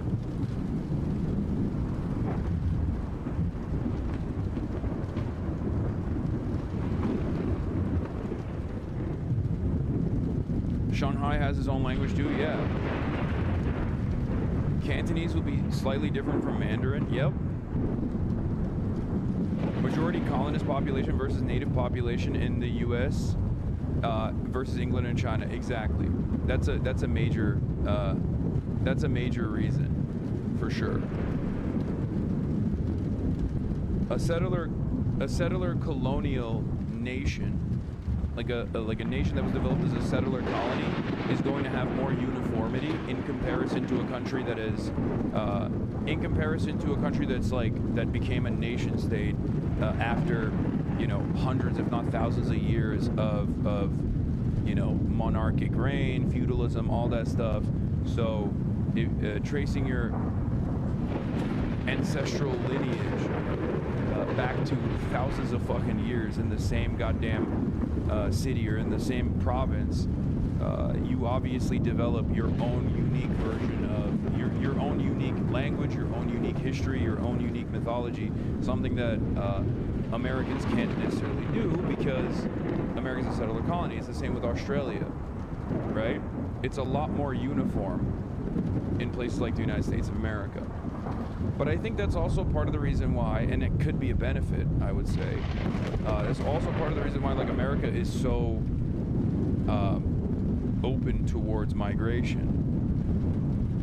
Like, I think integration into America and American culture is far easier than a place like Japan or even a place like China. It's far more diverse in the way that we understand it, diverse in terms of like ethnicity and nationalities. Because China is obviously also very diverse, but it's so vast and so large, and there's so much internal diversity.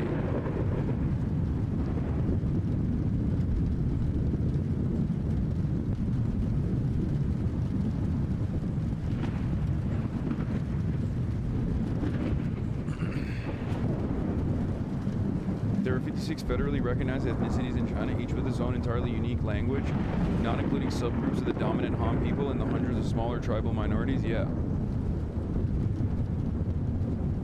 2,800 years ago, Emperor united the writing system and measurements. That's why we recognize him as the original emperor.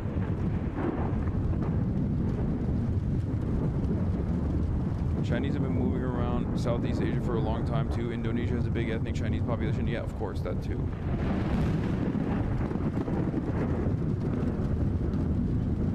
Hong Kong liberals will defend the 20 years of social democratic policies without knowing it's part of socialism. I mean, in this regard, America is the outlier, bro. France is the size of Oregon and Washington. In most places in the world, you can't drive 10 hours and speak the same language.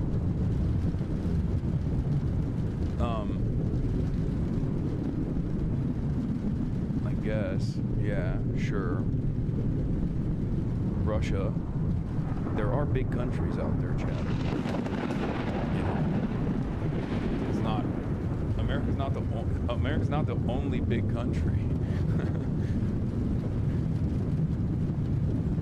I mean, I would go so far as to say even Turkey's a big country, you know?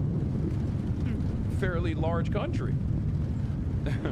You're looking at it from the perspective of just like Europe. Yes, in comparison to European nation states, America is vast. America is very large. Lots of languages in Russia. No, I know. Wish you had time because you should go to rural China. I think you would love it. People are so genuine and really see how investment in infrastructure and education has changed people's lives. I know. That's the one aspect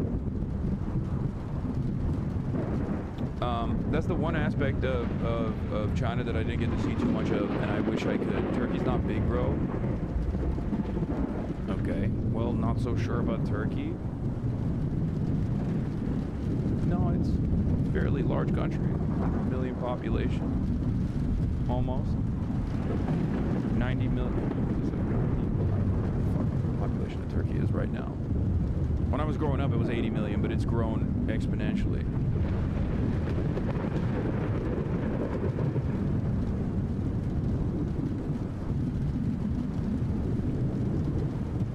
To be fair, I can't read a map. I was just kidding. South America is a good example. Spanish is the main language in a ton of countries. Yeah.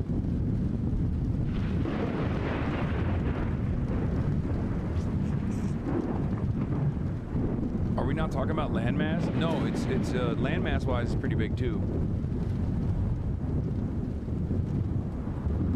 Yeah, Turkey also has the largest army in NATO, the second largest army in NATO after the United States of America. Wawa visited a rural minority village, and you can see the investment for the government. They also had a Palestinian flag up. Yeah.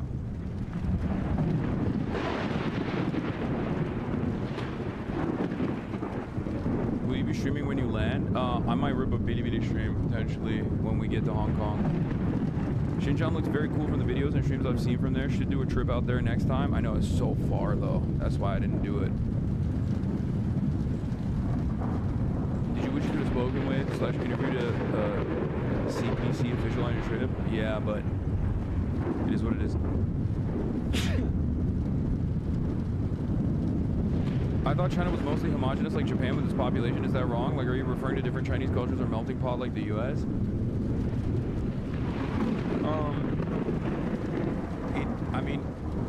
Looking at it from the outside, you just think like everyone's Han Chinese, right? It's a big chunk of the Chinese population is referred to as Han Chinese, but even internally, within the Han Chinese, city by city, province by province, there are different languages, is what I'm saying. Different cultures, different languages. I mean, look at the trip. Look at the trip that we just took from Chongqing to Chengdu, right? Xinjiang is hard to stream, maybe? No, it's not.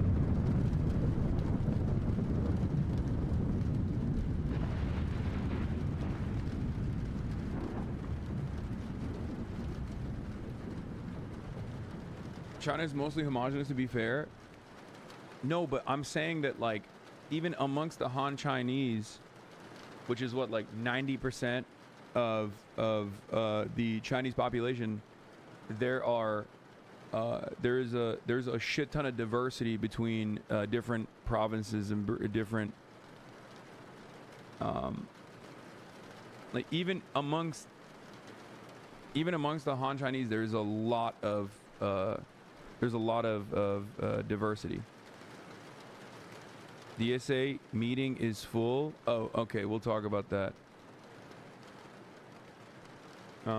We'll get into it. Zoran Mamdani himself is expected to attend the New York City DSA endorsement meeting tonight and advocate against endorsing Chiose. So, Hasanabi head Chiose is making waves, okay? He has decided to unseat Hakeem Jeffries. And let's get into it because I think that's a significant issue to talk about. For those of you who don't know, Chiose, who I've had on the broadcast before, who was also, ironically enough, part Chinese himself. That's not even a joke, literally, if you remember. He has decided to run against Hakeem Jeffries. As far as I understand, the DSA is actually pretty on board, or at least certain caucuses are pretty on board with Cheese running against Hakeem Jeffries. But unfortunately, this is a massive. This is unfortunately a massive internal division within the DSA, or not even just within the DSA, but within the left flank of the party. And I will give you both sides on this because I completely understand both sides' position on this issue. And I will explain it to you. So, DSA overall is very split over OSE. Yeah, part of the reason why I think DSA is partially split over Chi OSE is because he has gone back and forth on being a part of the DSA. And that's the reason why they think like, oh, he's not a real one. Zoran is also now officially the highest prize that the New York DSA has achieved, right? And that's also another reason why the DSA is split on this issue. He's also a YIMBY opportunist. Stop.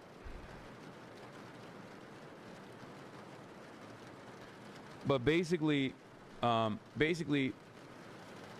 she thinks that he can unseat Hakeem Jeffries. It's not an easy race at all. You might be thinking, what do you mean, Hasan? Hakeem Jeffries is nationally very unpopular. Well, that doesn't really matter in his district, because Hakeem Jeffries' district has 2 different demographic slots, okay? You have the older black voting bloc that is very pro Hakeem Jeffries, and Hakeem Jeffries is very popular in his district, okay? He is, I mean, he is the leader of the Democratic Party as a black man from his own district. Like, of course, that is very important for a lot of people, and he is very popular in his district for that reason. And then there's also like the what Hakeem Jeffries calls the gentrifiers, right? The people who have moved into the district, younger, college educated, diverse. Those people are much more malleable and much more excited about endorsing or voting for Chi and primarying out Hakeem Jeffries, but they are not as large of a population in his district as the older established black voter base is, the base that is firmly committed to Hakeem Jeffries. Okay? And I've been thinking about this quite a bit. As far as Chi's position on this, he says we have to unseat as many establishment Democrats as possible, because if we do not do that, they will, no matter what they say and do right now, they will always do everything in their power to rat fuck the left. And he's right. He is absolutely right. Okay? He's not wrong. He is completely correct on this.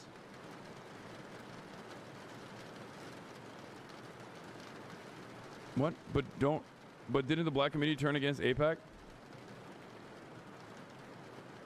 You are not thinking clearly if you think that, like, the older black voters don't value Hakeem Jeffries' position within the Democratic Party as someone from their fucking neighborhood to a much higher prioritization, to a much higher degree than like giving a shit about AIPAC.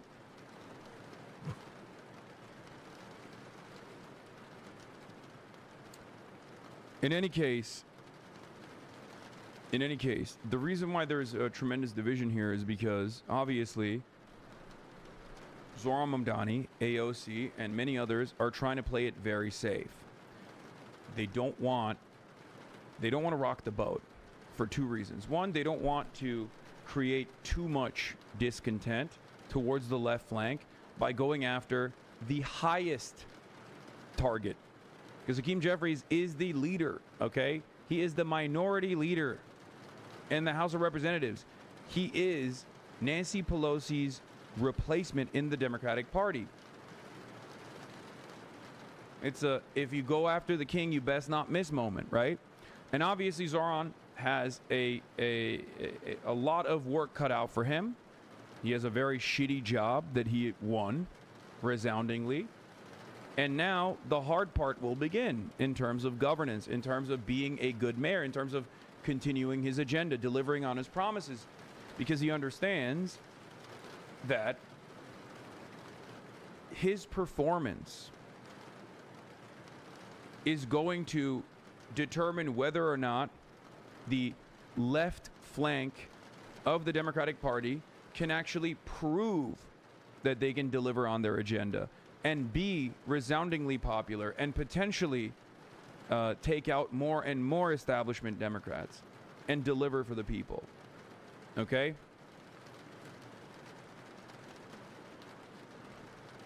Sorry to say this, but you need black progressives to win against Jeffries. Okay, Chiose is black. He's been in the he's not only a Hasanabi head, but he's been on my stream. Okay?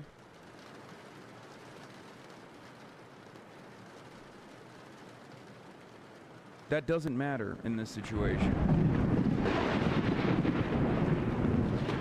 So the reason why I think they're worried is twofold. Because a lot of people actually just hear, oh, you shouldn't run because Hakeem Jeffries is going to be vindictive against the left flank and unseat whatever left flank candidates that he can. That's going to happen no matter what. The actual reason why I think Zoran and AOC and others are afraid is because they're worried that this is going to be a poor performance and cut away at the momentum that the left has gotten so far. Okay? That is the reason why they are afraid. They're not necessarily just afraid of rocking the boat, even though that is a consideration, but they're also afraid that this will be a nationally publicized race, and it will be seen as proof that establishment Democrats still have power and that the left flank is not actually super popular. But as far as Hakeem Jeffries' national performance goes, this most likely will be the least popular he ever will be. So if you want to unseat someone like that, if you want to take out a major enemy of progress, a major enemy of the left flank of the party, this might be the most opportune time to do so. And I think that is another reason why she's interested in doing it. Building on the momentum that existed from Zoran, and then on top of that, actively trying to unseat hurdles against the progressive flank of the party. However, the DSA is also not as well funded as a machine, and they probably have different considerations, like why don't we spend our efforts on easier wins rather than a heavily publicized national race. So basically it's a gamble, and it's a big one. Okay? It is a major gamble. And that is the reason why a lot of people are conflicted on this issue. I have said already that if you are going after an establishment candidate, I will stand by your side. So of course, I understand these considerations, but I still think that Hakeem Jeffries is always going to be an enemy of the left, an enemy of progress, and therefore trying to go after him and trying to unseat him isn't necessarily a bad thing. That's my attitude, at least. Let me just try to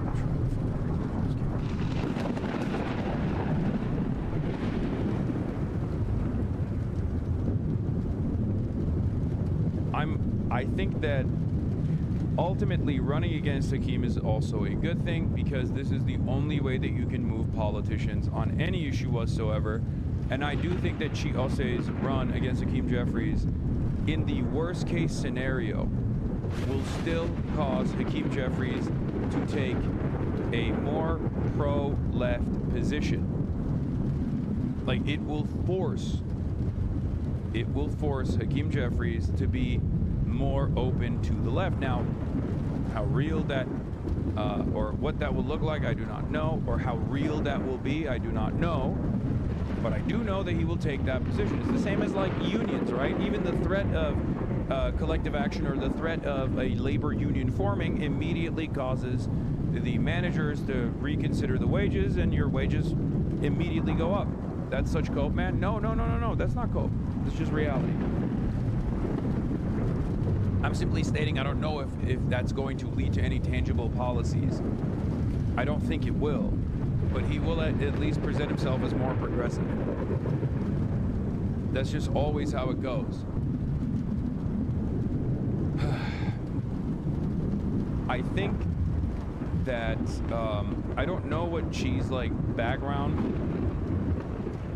looks like in terms of Oppo, but the problem is not having Zoran Mamdani on his side and not having AOC on his side is going to make this impossible. It was already a big gamble to begin with.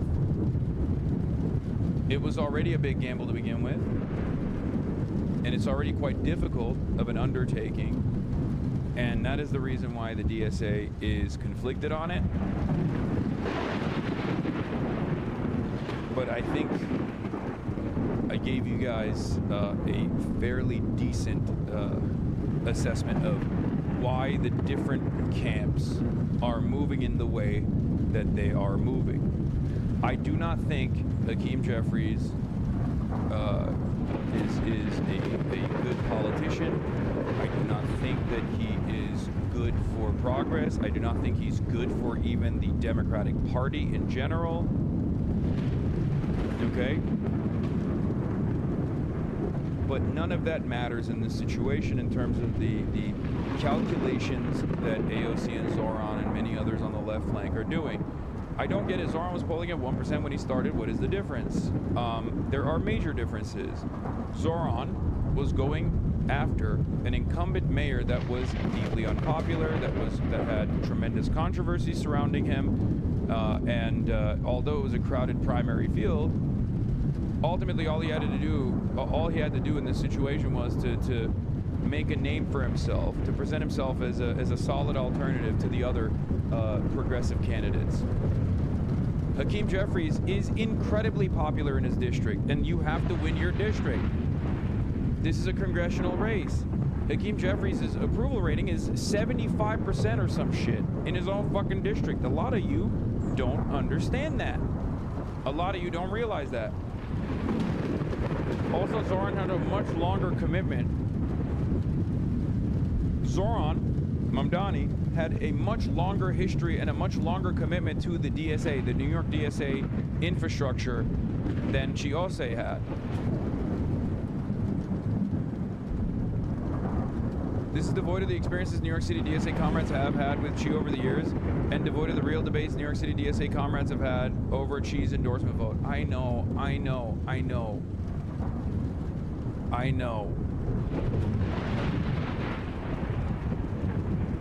I know the fucking debates, okay? I know more than I'm letting out, all right? Calm down. Ugh. It's one of my least favorite things.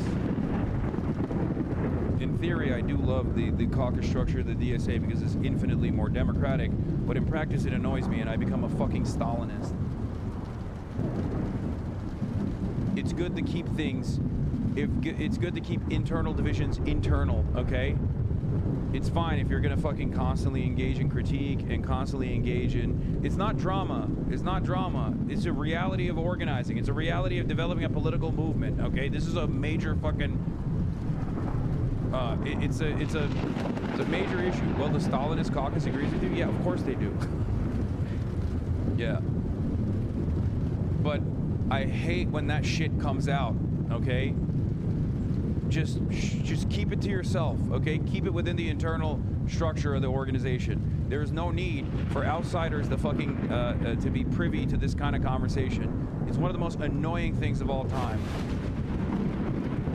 Y'all are watching a fake socialist, by the way. Yes, exactly. Yes, I'm a fake socialist. I'm not even a part of the DSA, so.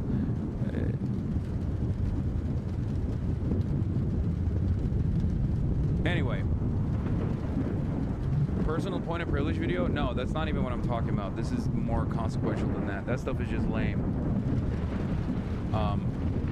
That stuff is just whack. It's lame, whatever. But what I'm talking about is that there are a fuck ton of different ideological delineations within the DSA structure, within the caucus structure. We've actually briefly talked about it before. I've shown you some of the caucuses. And The issue is that there is a lot of internal division amongst them in terms of what to do, who to endorse, what kind of considerations that endorsement has, who to unendorse, who to stop promoting. There are people who, for example, obviously always wanted to continue aligning with AOC, even after AOC did a bunch of things or said a bunch of things that the DSA completely disagreed with. And some people were like, well, it doesn't really matter. We should still endorse her. We should still continue being a part of her. We should still continue promoting her and you know, associating ourselves with her because obviously she's a nationally prominent politician and fairly popular, and this actually boosts the DSA profile. Then there were people internally within the DSA that were saying, okay, but if we have no fucking values, then what difference are we making in within the Democratic Party at all if we're just going to always allow politicians to concede on demands? Then we have no fucking demands whatsoever, and that politicians, even amongst our own ranks, could just come in, use this as a fucking door-knocking operation, and then cast us aside willy-nilly. This is a real fucking issue, right? That's a real issue. Anyway, those are all fair concerns, but ultimately it's better to not have those concerns be made. Okay? That's all I'm saying. Hey man, stop airing our dirty laundry. This is already dirty laundry. It's not even dirty laundry. This stuff has been discussed openly, obviously, and the outcome is revealed. So it's not like it's airing the dirty laundry here. And here it is. This is where borrowing a party model from the Second International is killing the DSA. Just my opinion. Okay, we're gonna stop talking about this now. That this is the most inside baseball. We're now literally fucking talking about the organizational methods of the Democratic Socialists of America, okay? It is, in my opinion, one of the most successful, if not objectively the most successful socialist organization in the country. I do not have, I am org agnostic, as you guys know, ultimately, but the reality is their methods, their techniques, and their success speaks for itself. They have much less of the same cultish issues that plenty of other more radical socialist organizations run into. Yes, it's a fucking nuisance to constantly have these back and forth debates, but ultimately it's a fucking big tent, okay? Yeah, see? DSA aren't socialists, though. I know, brother. I know. You are the real socialists. They are the fake socialists. Anyway. I feel like Jasmine Crockett is actually fighting for us. Please platform her more like you did for Mamdani. This gotta be a joke, right? Do you mean Summer Lee? Or is this like a racist moment from this chatter? Because that's a joke, I assume. That's bait, right?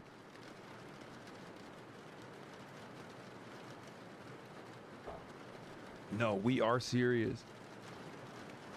We want you to platform her. Jasmine Crockett.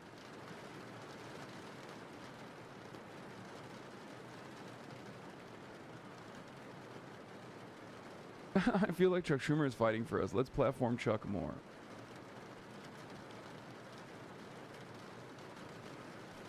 Anyway, Michael Lange. Osei versus Jeffries would be cinema. Jeffries remain popular in his majority black district. Mamdani clearly unhappy. How will others react? Slim path to victory, 10 to 15%. Osei needs to run up the score in Bed-Stuy and make inroads in Canarsie and ENY. I'll have more to say soon. So yeah, Chi Osei, a far-left city councilman aligned with the policies of Zohran Mamdani, the mayor-elect of New York City, has told political allies that he's planning to challenge Representative Jeffries, a top House Democrat, in next June's primary. Okay? And the oppo is already coming out. New left-wing congressional hopeful Chi Osei has spoken about how voting for Bernie Sanders in the 2016 primary was a formative experience for him. There's just one problem. Osei wasn't even registered to vote in that presidential primary. Canarsie. I don't know how to say it. Okay, it doesn't matter. I'm not from New York. You already know that. I'm from Chengdu. Okay? I'm from Chengdu, China. From the Sichuan province. Okay, I am not from New York City.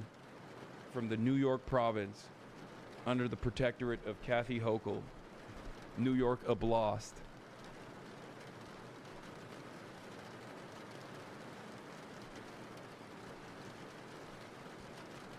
The revelation comes at an awkward time for Osei as he's seeking an endorsement for his congressional run for the Democratic Socialists of America, which counts Sanders as one of his most prominent champions.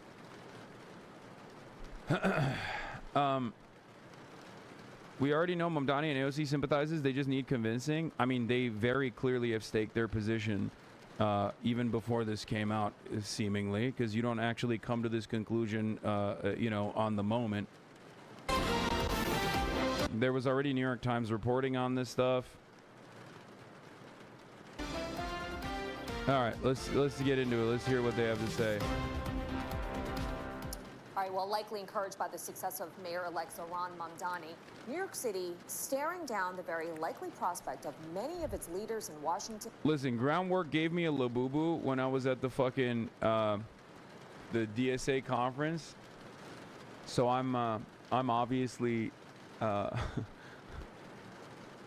I have my biases, let's just say. I have the Groundwork DSA lafufu on my backpack, on my streaming backpack, as you guys know. We just saw how Zohran forced the hands of people that swarm off. I agree. Here, I'm going to be very honest with you. The only way this changes around, is if Chi is able to make decent ground early on and prove that he can be a serious contender against Hakeem Jeffries and actually bring back Zohran and AOC and all these other people while simultaneously explaining to them that Hakeem Jeffries is going to rat fuck them regardless and rat fuck the left regardless of whether or not there is a serious competition. The issue is, in the absence of that, if he is incapable of proving that he is serious, if he's incapable of showing that he can win, it's going to be impossible. Because there's no way, I'll be honest, I don't think there's any way that that Chi makes it out of this situation without help from not only the DSA, but also even Zohran and AOC. But in order to secure their help, in order to secure their endorsement and their help, I think he has to basically explain. He has to basically show them and prove to them that he can do this, which is very difficult. Did the audio just change a bit? Volume went way down. Wait, really? Wait, oh, because I was speaking directly into the microphone and I'm not now.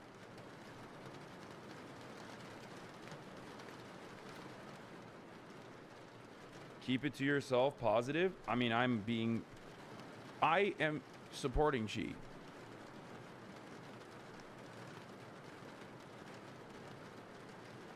Having said that,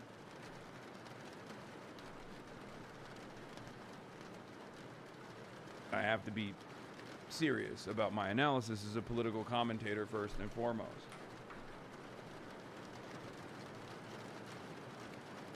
He has to show them a plan towards victory like Zohran did with AOC.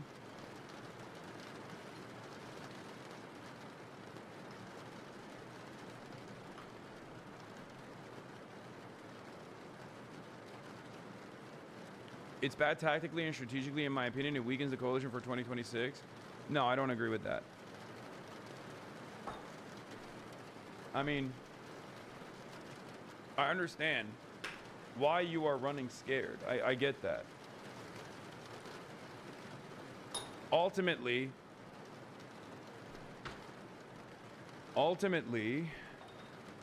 I think the fear is that this will make the left look disorganized and a spoiler for the liberals that are currently looking at the left as a viable alternative.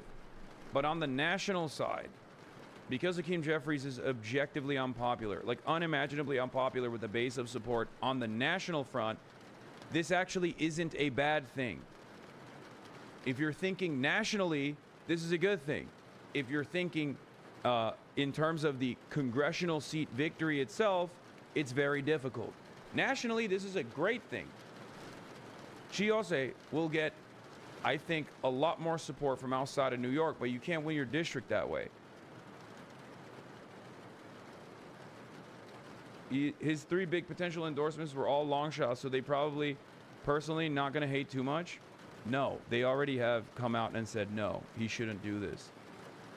First, they gave teasers to the New York Times.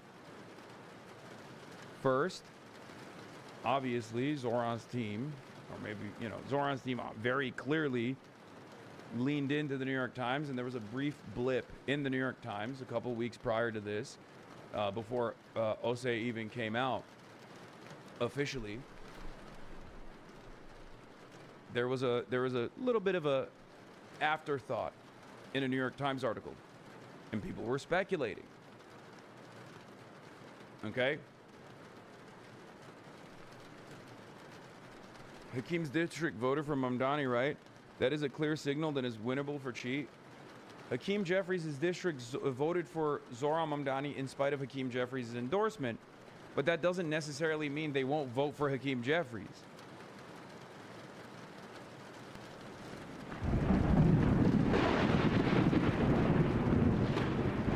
It's very different. Voting for Zoran Mamdani in spite of a non-endorsement from Hakeem Jeffries does not mean anything when Hakeem Jeffries himself is running. Is Jeffries even popular in his district? Yes. Yes. If Hakeem Jeffries was as unpopular as Chuck Schumer is, okay, then this would be a much different consideration. To be fair, Jeffries never won a competitive race. He can't be beaten. This is also true. Having said that, however, it's going to be quite difficult because you're not considering who Hakeem Jeffries is and what he means to especially the most reliable voting bloc that often goes to more establishment figure Democrats. I think you're not considering how popular Hakeem Jeffries is with the largest chunk of voters in his own district. Okay, especially older black voters, lifelong Democrats who really love that the Democratic Party has a speaker, the most powerful Democrat in the country is a black man. That's huge. That's a big deal. That's representational politics. Like, think about it. For me, I see fucking 34-year-old Muslim socialist. I'm like, oh my God, this is insane. Running for mayor of New York is an exciting moment for me. Beyond his ideology, beyond what he said he was going to do. Is Chi not black?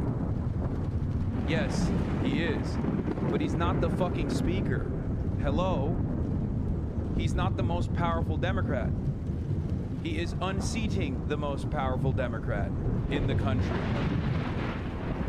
He's Chinese. Okay, shut up. We're not talking about that. He's partially Chinese, yes.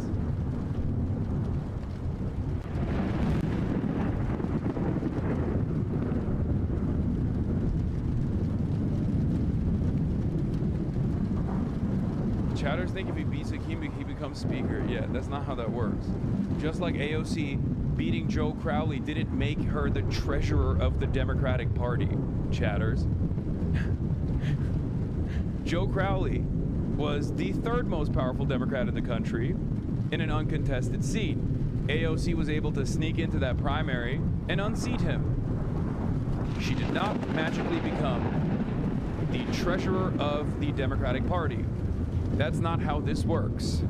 The party's own infrastructure is different. It's not determined by elections. Obviously, if that was the case, AOC would have at least become the fucking head of the oversight committee.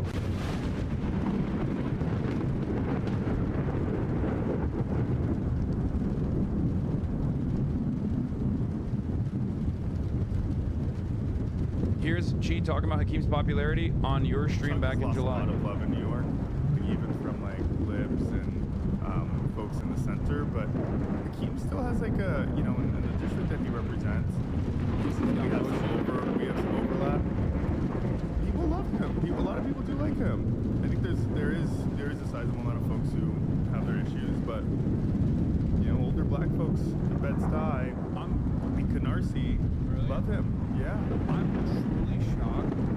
I'm more so shocked at Nancy Pelosi because Hakeem Jeffries was groomed by Nancy Pelosi to be this person, right? Like he is, he's the supposedly selected speaker, and it is actually surprising because, like, as much as I despise Nancy Pelosi, like, he lacks everything that she has, whether it be whipping power or whether it be, like, you know, behind closed doors, deal making. Like, I don't like Nancy Pelosi, but I don't like her because of ideological differences and ideological disagreements. But, like, I would never, but I would never say that she is not, like, a good politician. How do you think she would be navigating this right now? Nobody comes over and punch him out. That's why I would pay for you. Hakeem Jeffries is very weak, and I think that should be Xi's main point of main line of attack. That he is nationally unpopular, but also on top of that, he's very weak and he's not a good enough fighter, and we need a fighting party. We need Democrats to fight like hell. Actually really stick it to the Republicans, right? What is this? You wouldn't say that to his face? Hakeem's face? I couldn't, because my knees would grow weak. My underwear would fall. I would be overcome with sexual desire.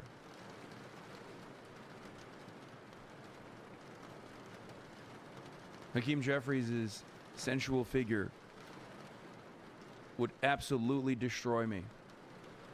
His presence, his aura, his sexual prowess. I would be overcome with emotion. First, excitement, and then ecstasy.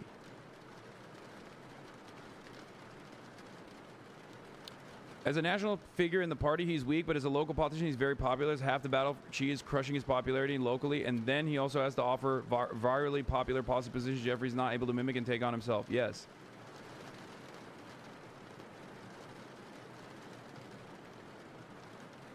Yeah, he has. Hakeem Jeffries has conqueror's hockey, and he would use it on me. He would cook me.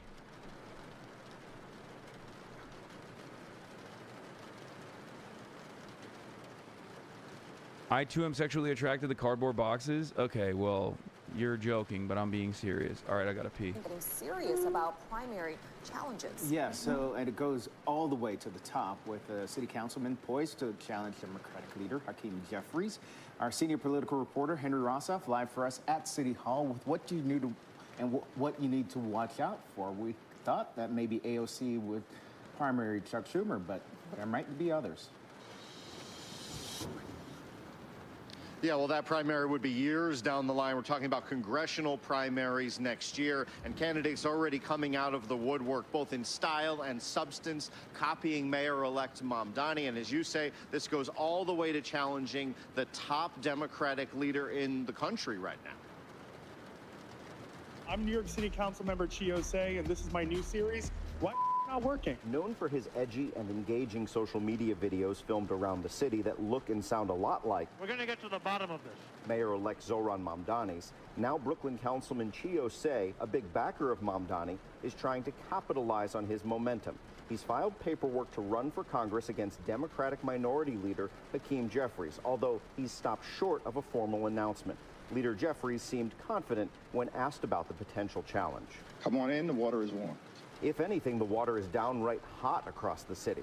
Osei is the leading edge of a wave of left-leaning Democrats, some aligned with the Democratic Socialists of America, looking to seize congressional power. In addition to the challenge Jeffries is facing in Brooklyn's 8th congressional district, Dan Goldman in New York 10 is expecting a challenger, Grace Meng in New York 6 in Queens has a primary challenger, as does Richie Torres out of New York 15 in the Bronx. Hakeem Jeffries, Dan Goldman, Grace Meng, who are squarely in their prime, who have very effective constituent services and have a strong record of public service. It is tough to make an argument against them. All of this Democratic infighting will unfold during the first few months of the Mamdani administration early next year. And just yesterday, the incoming... Yeah, he's worried that this is going to not only make things more difficult for him in New York politics, it's going to make things more difficult for him in terms of like his governance. It's just too much controversy. He doesn't want to rock the boat at all. I'm putting an early parlay for Hakeem to use Hasan as a way to take down Chi. Oh yeah, that'll definitely happen for sure. I mean, that they'll try it, but it's not. I mean, obviously, it doesn't fucking matter. It doesn't actually work. I think it's incorrect to comment on this at all. He's shanking his left flank way too early. Yeah, I think that's because Zoran is somewhat green. I will say that. Okay, I will say that. I think Zoran is kind of green, and that is the reason why they tried to nip this in the bud instead of seeing how it plays out, because I think he thought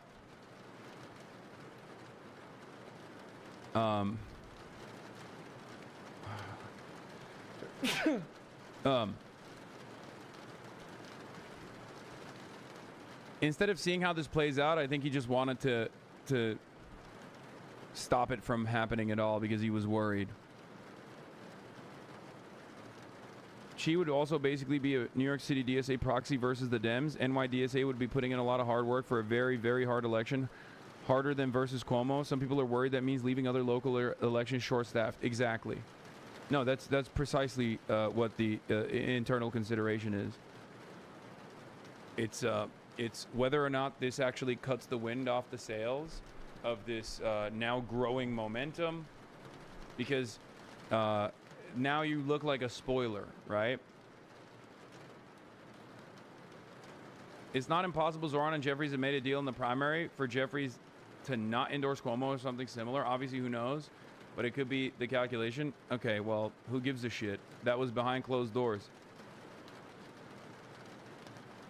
They're through cold water on the idea of Osei challenging Jeffries. I believe that there are many ways right here in New York City to both deliver on an affordability agenda and take on the authoritarian administration in the White House. But his attempts to pick and choose who gets a primary challenger may be in vain. The DSA is on a hunt to take out as many incumbent establishment Democrats as possible. A spokesman for Congressman Goldman told me of the prospect that he and others could face serious primary challenges, says this is really not the time and place for Democrats, especially on the national level, when they're trying to regain one of the three seats of power, and namely they're thinking their best chances in the House. So he said in the era of Trump, this doesn't seem appropriate to him. That being said, he fully expects a challenge, just like the... Yeah. Here is, where is it?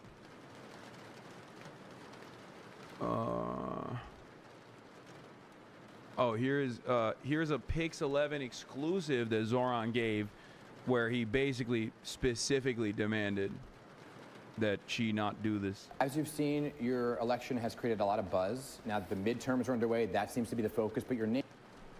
Do you believe Zoran thinks Chi might be better served working with him in his current position too? No, that's not. There are a million incredibly talented people begging to fucking work in the Zoran admin. That's not a thing. Not to say that she wouldn't be great in whichever position he would get. No, the main consideration is what I told you. I'm telling you exactly what it is. I'm literally spelling it out for you. I know for a fact, okay? It is the incredible difficulties of being the New York mayor and the allegiances that you need to fucking set so that you can even be the mayor, okay? So that you can even do the... Please stop joke, she and Zoran. What are you talking about? We're talking about Xi Ose, man, not Xi Jinping. We're talking about New York politics. Okay, calm down.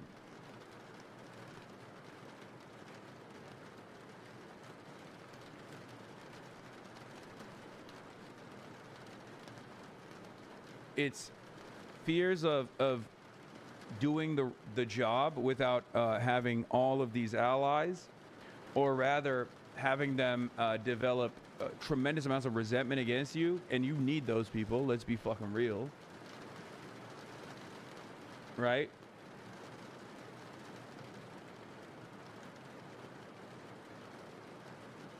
But it's also like Zoran, I think, understands that he represents something greater than himself. It's not just about being a good mayor for New York, even though that is a major consideration, but it's also about delivering on an agenda to the best of his ability, no matter how modest or how incremental these gains might be. And that actually represents a movement, right? That actually represents proof, and proof that the left flank of the party could actually be successful and deliver on the promises that they made. And therefore, that opens up the floodgates for more and more left flank candidates to unseat establishment and institutional Democrats. It's created a lot of buzz. Now that the midterms are underway, that seems to be the focus, but your name is still being dragged into the midterms, right? Let me talk about Hakeem Jeffries for a moment, who now may face a challenge from Chi Ose, who is a member of the DSA. You said that there are local issues that Mr. Ose should be focused on, maybe should remain a councilman. Are you saying he should not run against Hakeem Jeffries? No, I'm saying that I think the focus should be right here on New York City. I respect the work that Councilmember Ose has done in the council. But what does that mean? Should he not run? I think that right now is not the time to be engaging in that kind of a primary. I think the focus should be on delivering on this affordability agenda. And what do you make of your name kind of being pulled into this? You know, for example, Dan Goldman versus Brad Lander, and whether or not that's going to be a thing with Alexa Aviles, who is a member of the DSA. Folks saying, well, Mr. Mamdani is going to support Mr. Lander. Does he have your support? You know, I haven't made any formal endorsements in any of these races. And I think, you know, I had the other day someone reach out to me and say, I didn't know you were considering that person for a commissioner. And I was like, I didn't know I was either. There's a lot of things that I'll read in the newspaper, which will be news to me as well. Yeah. And I think... Fucking hell, dude. Holy shit. Again, he has a lot of considerations at play here. I don't know how you dance around this subject, because that would be a story in and of itself, and it would, no matter what, his lack of endorsement would be a story given how close they are, right? Ideologically, and also just close in general.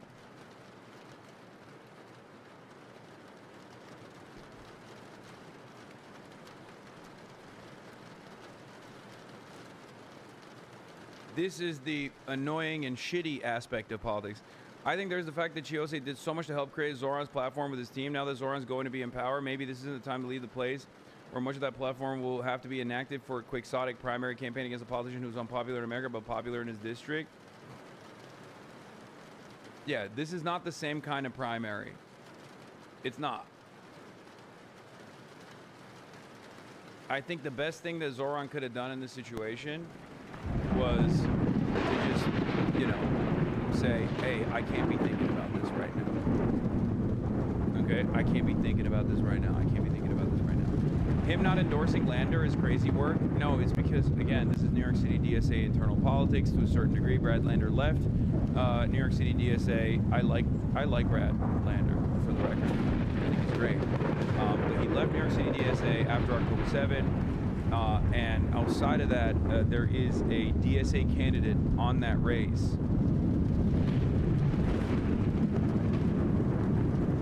There is a DSA candidate that is most likely going to run for that seat, and that is the reason why he is not doing that. Yeah, the DSA pick is likely Aviles. Alexa Aviles is endorsed. Jeffries is also just a House rep, 2 years, and you can take down Big Dog again once Zoran gets love for administrative success.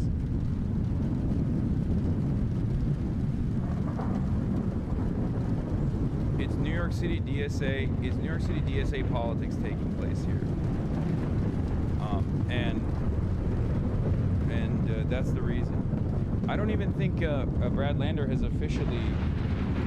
I don't think Brad Lander has officially come out and stated that he's running yet, right? Aviles, it's one L. Sorry, I said the name wrong.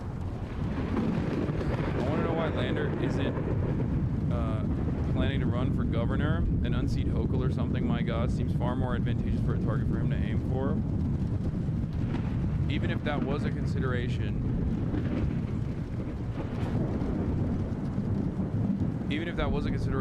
you can't do that right now. You can't say that right now. Like Zoran can't say that right now. New Yorkers should know is that every day I wake up and I think about the affordability agenda. I think there will always be an attempt to make it a story about something else, but the most important thing is... And there's a different challenger for governor anyway. See it as a moment for the DSA as a whole, as they now chart to challenge some of these institutionalized names. Do you see it as a moment? I think the moment is in this time right now for members of New York City DSA and New Yorkers across the 5 boroughs is the opportunity to fulfill the agenda that brought so many into politics, which is how do we make life easier for working people? That's what has animated so many for so long. Now the difference is we have the opportunity to deliver. And a couple rapid fire, because I know we're nearing the end here. I know you've been asked this. I'll say is as DSA as Hasan is, not wrong. I mean, he's more DSA than I am, but I know I get the point that you're trying to make. Having said that, there are definitely caucuses within the DSA that's looking positively at going after Hakeem Jeffries. It's a million times. Are you moving into Gracie Mansion? And when will you make the determination? I have to make that decision with my wife, but as soon as we do, we will let you know. If you don't, are you staying in that one bedroom? That's probably where I would be if I didn't. Your chat got fucking weird since you've been to China? I don't think so. What do you mean? This is understandable diversity of opinion on an issue like this. This is exactly how my chat would be in a circumstance like this. We're not going to be instantly united on something, especially as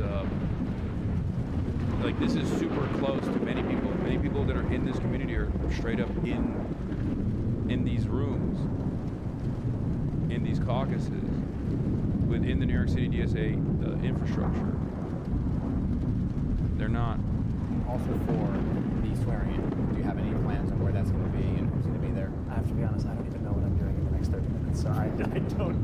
I know what you're doing. I don't know what the fuck is going on. And last, I got to get a question, because this is big. I know you're a soccer fan. Yes. World Cup, I'm also a soccer fan. All right, the rest of this is whatever. Your subreddit is brutal, Mamdani. They think he's a lib because he won't commit the firing cop boss insufferable. Who cares?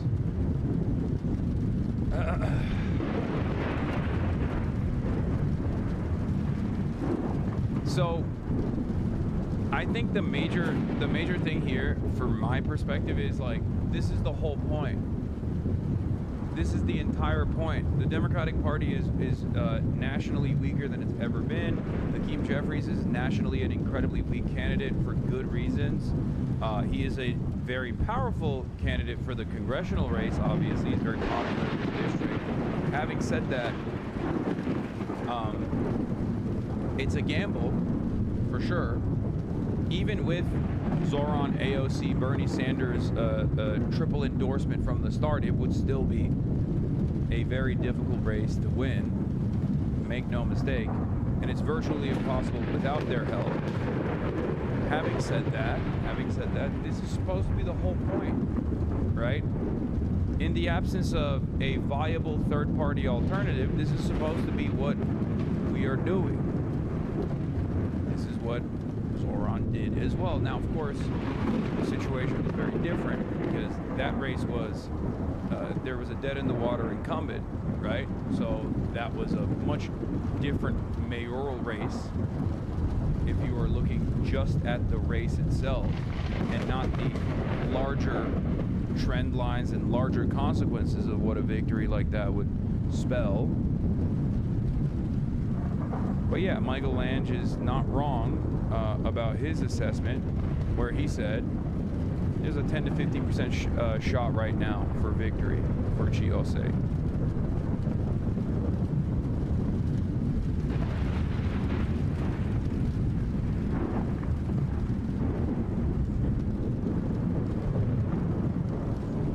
power map. Chiose's primary challenge of Hakeem Jeffries is the natural next step for DSA's Zoran victory, and he can win.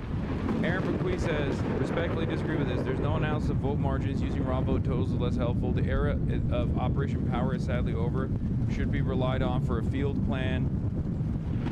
There's not many votes in Brighton Beach. Zoran lost Coney Island by 30 points.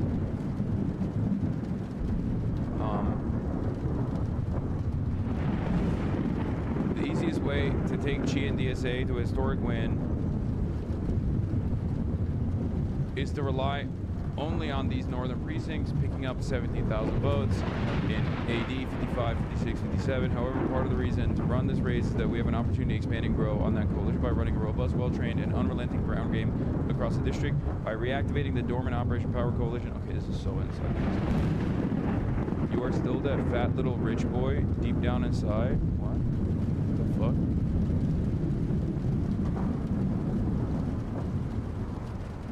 Dude, it's so weird watching a YouTube video with you talking and switching over to Twitch. Dude, let's watch some copium about Ossoff taking the lead, Lamau.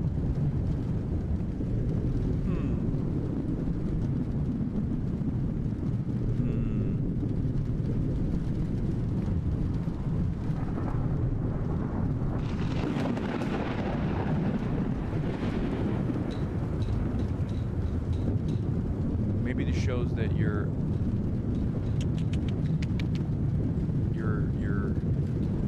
analysis is not the best. I'm just saying. Professionally wrong chatters coming in to be wrong over and over again in the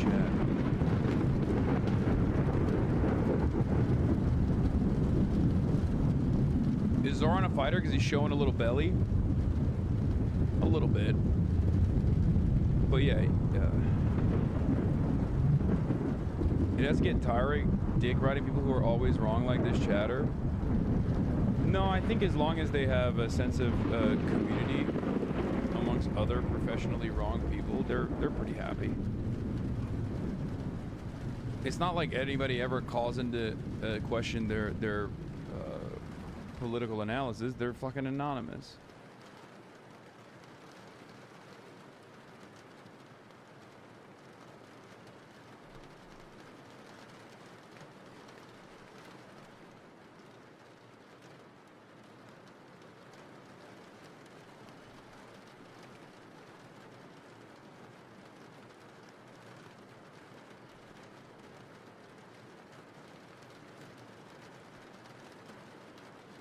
Also, the youngest person ever to be elected in New York City Council is earned plaudits for an impressive understanding of new media, beating back Central Brooklyn's atrophying Democratic machine. Also, he won his council seat 4 years ago with little institutional support, a guerrilla effort of door knocking, creating mailers, and millennial-focused social media. His chief legislative accomplishment, the FAIR Act, which prohibits the act of charging tenants for the fees of a broker retained by the landlord, was was one of the most renter-friendly and impressive legislative accomplishments over the past few years. This is a huge deal, by the way. And it speaks to what he can do with even the limited amount of power that he has. Armed with robust communicative instincts, Osei's future is undeniably bright. 27-year-old talent that could easily raise millions of dollars and galvanize scores of volunteers. Nonetheless, Osei is choosing one of the steepest hills to climb. Given Hakeem Jeffries has remained powerful fixture of Brooklyn politics for 2 decades, Jeffries ran for state assembly twice versus incumbent Roger Green. Ironically, the young corporate lawyer campaigning on change and reform was a top choice of the urban professionals class he now openly derides, but lost both times only to luck into a vacancy with Green, foolhardily ran for Congress. As a legislator, Jeffries played a key role in the passage of several criminal justice reform bills, while his campaign coffers remained flush with funds from Wall Street and corporate law networks.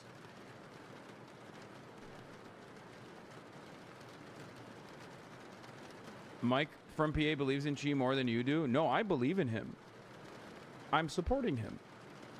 I'm simply saying that it's a tough race, which it is.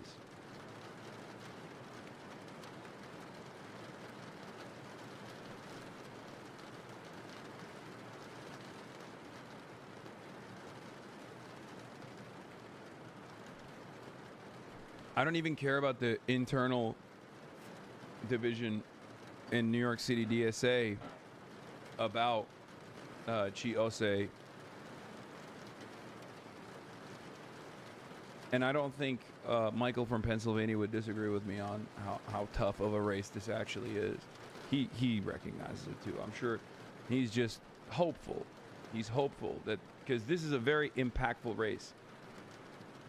This has the capacity to really kick into high gear if this was successful, and only time will tell whether or not the chances will improve.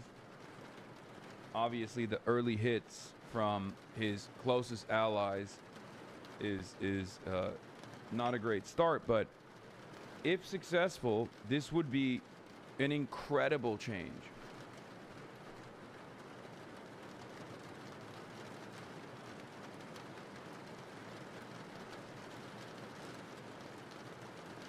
I would go so far as to say this could potentially be more consequential than even Zoran's mayoral run for the future of the left flank.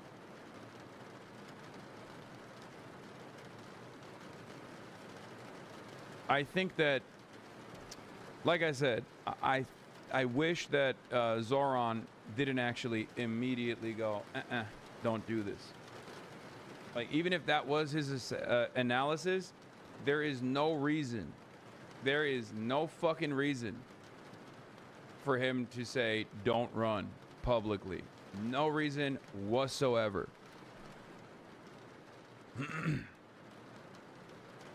Because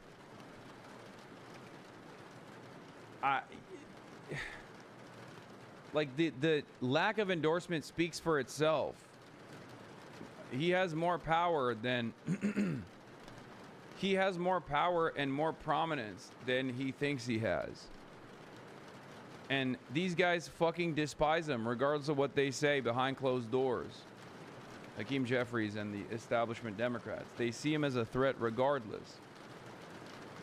But because he has more power and more prominence and more influence in the national side, like the National Democratic Party's base of support, one of the most popular Democrats almost instantly, especially paired up with the fact that Hakeem Jeffries basically didn't fucking endorse him until the very last moment, and even then it was like the lightest, shittiest endorsement of all time. He has every opportunity in the situation to just not say anything and then let that no endorsement speak for itself, and then see which way the wind blows, and then lean into that direction if he was going to be tactical about it.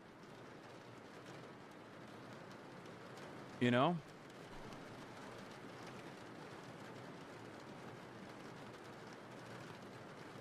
Do I like China more than New York City? Yes.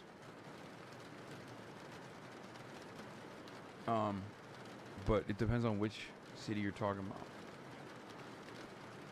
about. Okay, maybe to distance himself from Xi, it makes it look like they aren't undermining Hakeem, but that would be some real long con shit. No, but it doesn't.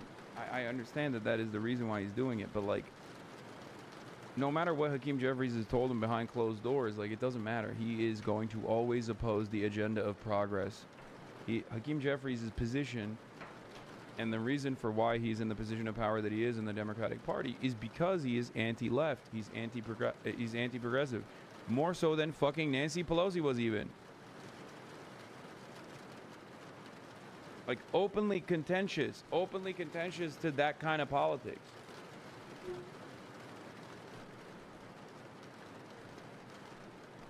He's Mr. Corporate Donation. He's Mr. APAC.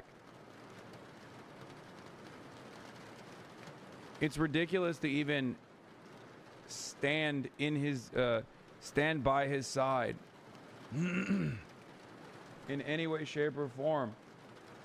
No matter what kind of a tactical decision you're making, it's still, he's gonna fuck you and others like you.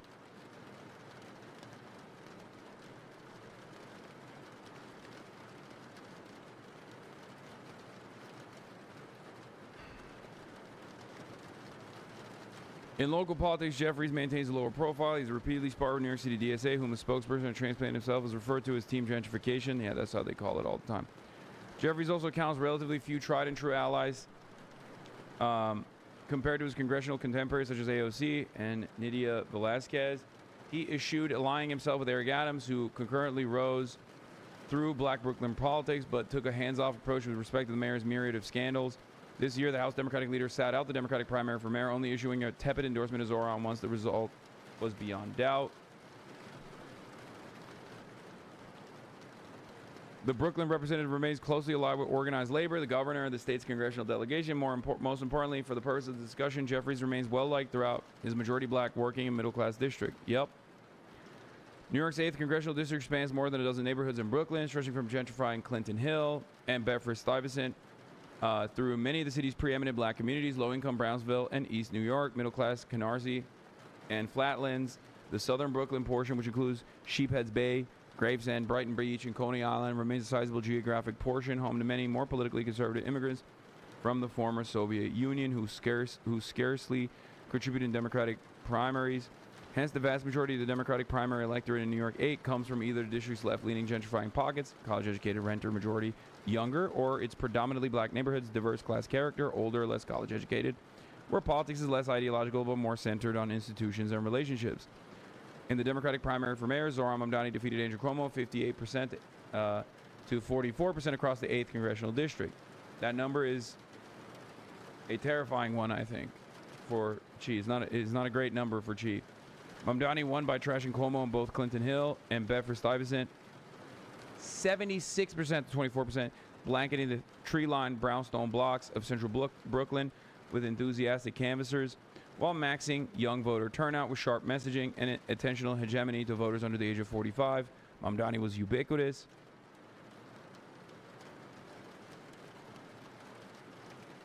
Leaks from the DSA meeting. Oh yeah, there is a new mayor like Zoran Mamdani will personally attend New York City DSA candidate forum to try to convince the socialist organization not to endorse City Council member Chiose's planned bid against House Minority Leader Hakeem Jeffries. Zoran is currently speaking at the DSA forum. As expected, Zoran is encouraging DSA members not to endorse Chiose's congressional primary challenge against Hakeem Jeffries. He says the most important thing for the left right now is to deliver on the agenda he ran on, and endorsing Osei could jeopardize that.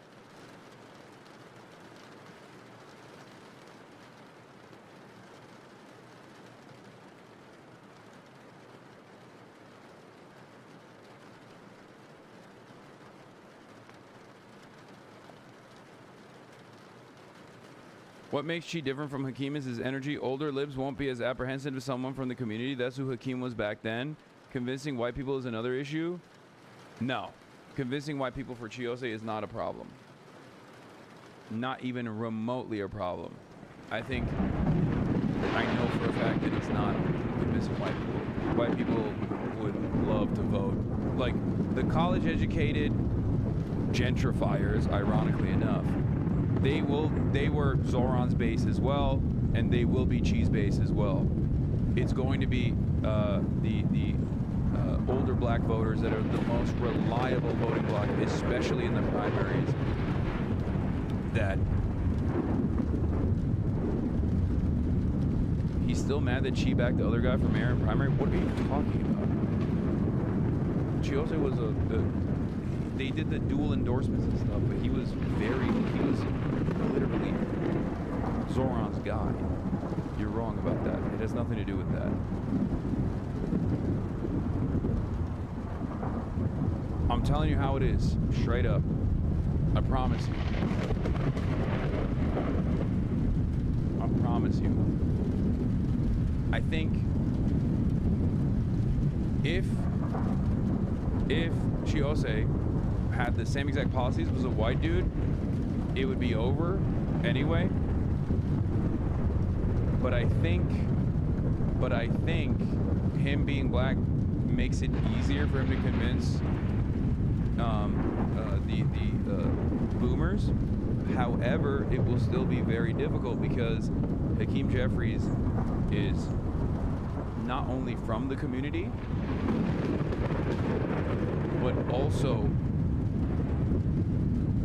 a black man with a lot of power in the Democratic Party. That plays a big role in representational politics, especially for the reliable black boomer voting bloc. That's huge.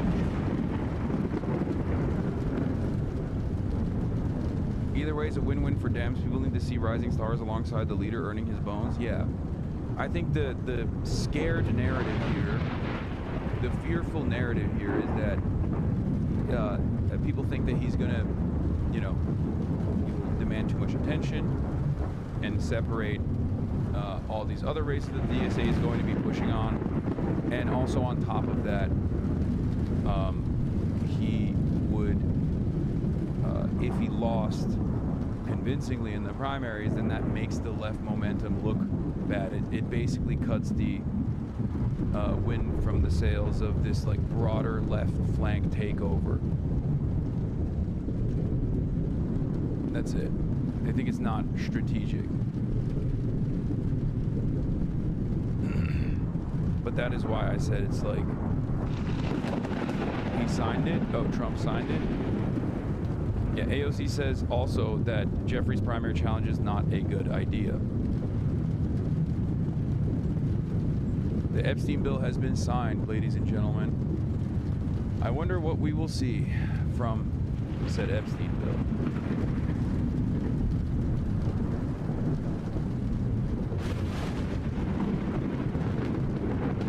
I think winning against Hakeem is kind of impossible. I don't think it's impossible.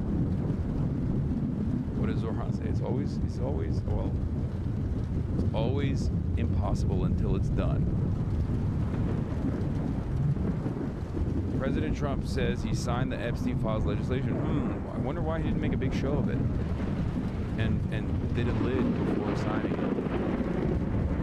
New York politics is very machine-oriented, and he has a political machine behind him. His base is solid, and his presence in the community is a tough race that is more likely to lose than win and draw resources from easier seats. Yes.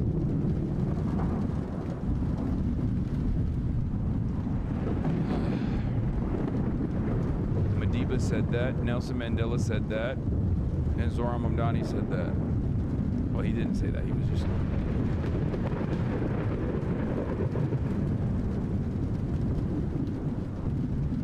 Bro wrote so much, bro. Jesus Christ.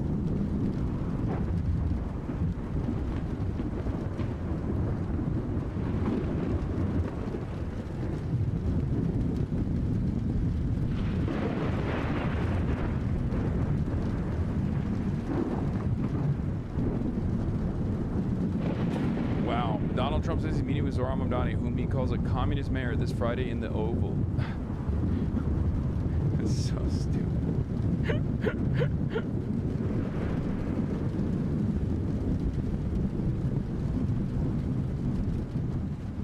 Thanks for educating me on the subject. Can I now repeat back to you your take but pretend it's mine? Yes. Well, don't repeat it back to me, but repeat it to your friends if you want. That's why I give it to you. Deflecting final boss.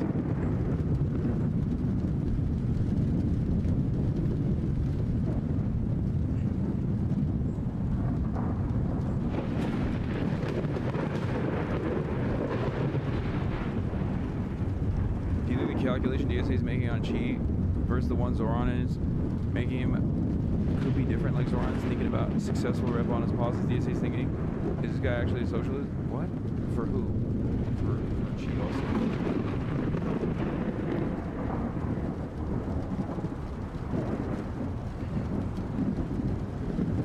Ah, man, this is gonna be a tough read. Jesus Christ. Wait, what did he say on Zoran? No, True Social is unavailable. Someone screenshot it and send it to me.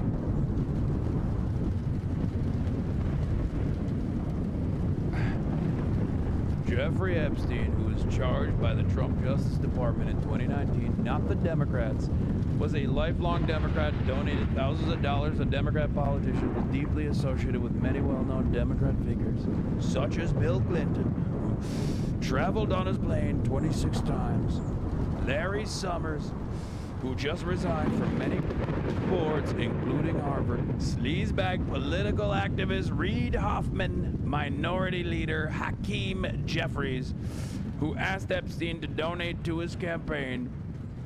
After Epstein was charged, Democrat Congresswoman Stacey Plaskett and many more. Perhaps the truth about these Democrats and their associations with Jeffrey Epstein will soon be revealed because I have just signed the bill to release the Epstein files. Hold on. Where the fuck was it? Okay. As everyone knows, I asked the Speaker of the House, Mike Johnson, very good guy, love Mike Johnson, and Senate Majority Leader John Thune, don't love him as much, to pass this bill in the House and Senate, respectively. Because of this request, the votes were almost unanimous in favor of passage. At my direction, the Department of Justice has already turned over close to 50,000 pages of documents to Congress.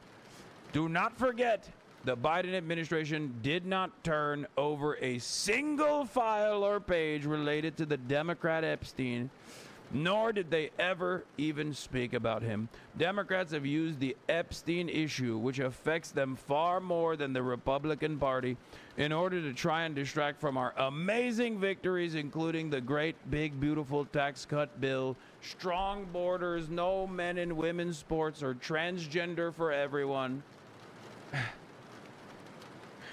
ending DEI, stopping Biden's record-setting inflation, lowering prices, biggest tax and regulation cuts in history, ending 8 wars, rebuilding our military, knocking out Iran's nuclear capability, getting trillions of dollars invested in the USA, creating the hottest country anywhere in the world, and even delivering a huge defeat to the Democrats on the recent shutdown disaster. For years, our great nation has had to endure Russia, Ukraine, impeachment hoax 1, impeachment hoax 2, and many other Democrat-created witch hunts and scams, all of which have been so terrible and divisive for our country and have been done to confuse, deflect, and distract from the great job that Republicans in the Trump administration are doing. This latest hoax will backfire on the Democrats just as all of the rest have. Thank you for your attention to this matter. Make America great again.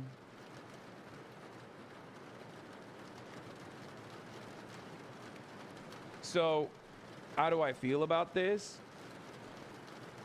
I think that Trump could not stop this release at all because there was too much momentum boiling. And I think Marjorie Taylor Greene played a big role in that for sure. As much as I despise her, I have to admit, because she is like a true card-carrying MAGA loyalist, a cultist, right? And when you start losing allies, or when you get criticized from your right flank on that front, obviously, especially at a time when all this other stuff that he's talking about is not actually yielding positive results for his base. He's withering away at the margins, like all of the people that weren't firmly invested in the cult.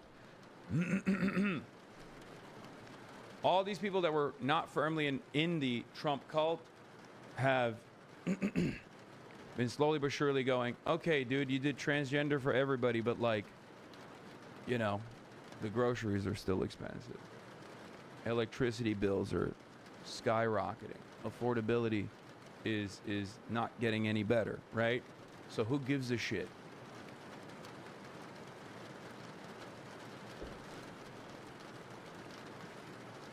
And that's part of the reason why he can't afford to lose the loyalists with a right flank threat. I mean, he was getting destroyed on the Epstein shit too. According to the new market poll, 57% of Republicans were disapproving of the way Trump has managed it. 73% of men disapprove, 74% of women disapprove, 74% of people overall disapprove. When you lose the majority of your base, the most significant part of that is the Republicans. Republicans approve of everything that Trump does pretty much at 80%, no matter what. The very fact that he had a 57% disapproval on the Jeffrey Epstein stuff meant that he had to fucking do something about it. This is why I kept repeating over and over again that this issue is actually far more consequential than people give it credit for.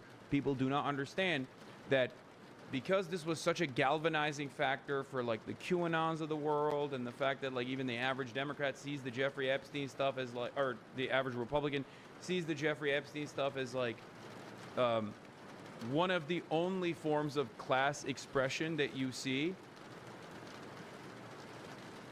because it's basically the living, breathing proof of like a lot of these conspiracies, and also the living, breathing proof that billionaires are up to some fuck shit. It ended up being an issue of consequence for him at a time when he is uniquely weak. So he had to do something about it, and this is what he is doing about it. Having said that, it's very obvious that he is going to position this as he's going to do his very best to position this as a what was I gonna say? Yeah, he's gonna position this as a Democrat thing. It's like, oh, he's gonna try to reinstill some sort of partisanship into this conversation, because every time the battle lines are drawn on a partisan in a partisan manner, people won't be as focused on his own personal associations with Jeffrey Epstein. You understand? And that is why I suspect that we will not be seeing a lot of Trump, potentially anything new of Trump and his involvement with Jeffrey Epstein. Or even any Republicans for that matter. More details from the closed door meeting. Closed door New York City DSA meeting with the groups considering endorsing Chiose's congressional run is underway.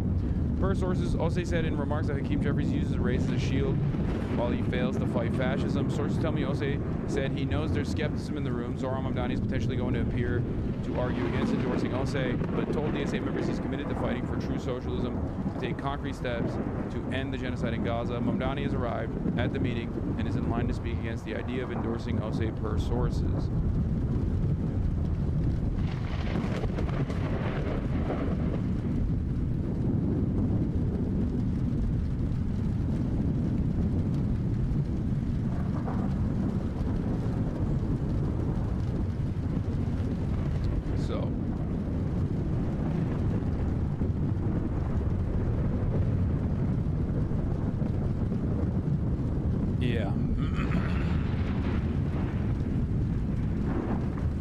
Fuck by your own way.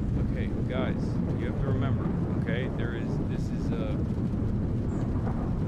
this is the shitty side of being a politician and doing politics. Okay. Like I've said already, my biggest criticism of Zohran here is the fact that he came out with an anti-endorsement, like with the fact that he said, no, you shouldn't do this, and is like actively petitioning to stop Xi from doing this. I think that's a major mistake, and I can still chalk it up to his relative inexperience. I have complex feelings on his race. I like Xi and I strongly dislike Jeffries, but I understand why Zohran can't look like he's supporting this without risking losing the support of Albany. He needs to fund his programs. That's the same reason he's keeping Tish. What do you think? No, that's part of it for sure. I just don't think. I just do not think that this is proof, like this loyalty to establishment Democrats will actually help him get the necessary allies from Albany and the New York Democratic machine. Do you understand? Like, it's clear that he wanted to stop this from happening because he was like, don't rock the boat, please don't rock the boat. And you're rocking the boat. But now that the boat is being rocked, coming out against them publicly is I don't think going to win him favors with Albany at all. Like, there's no guarantee that these guys are going to actively support Zoran Mamdani and bring him into the fold and see him as a you know, somewhat more progressive ally firmly within the New York City Democratic Party infrastructure.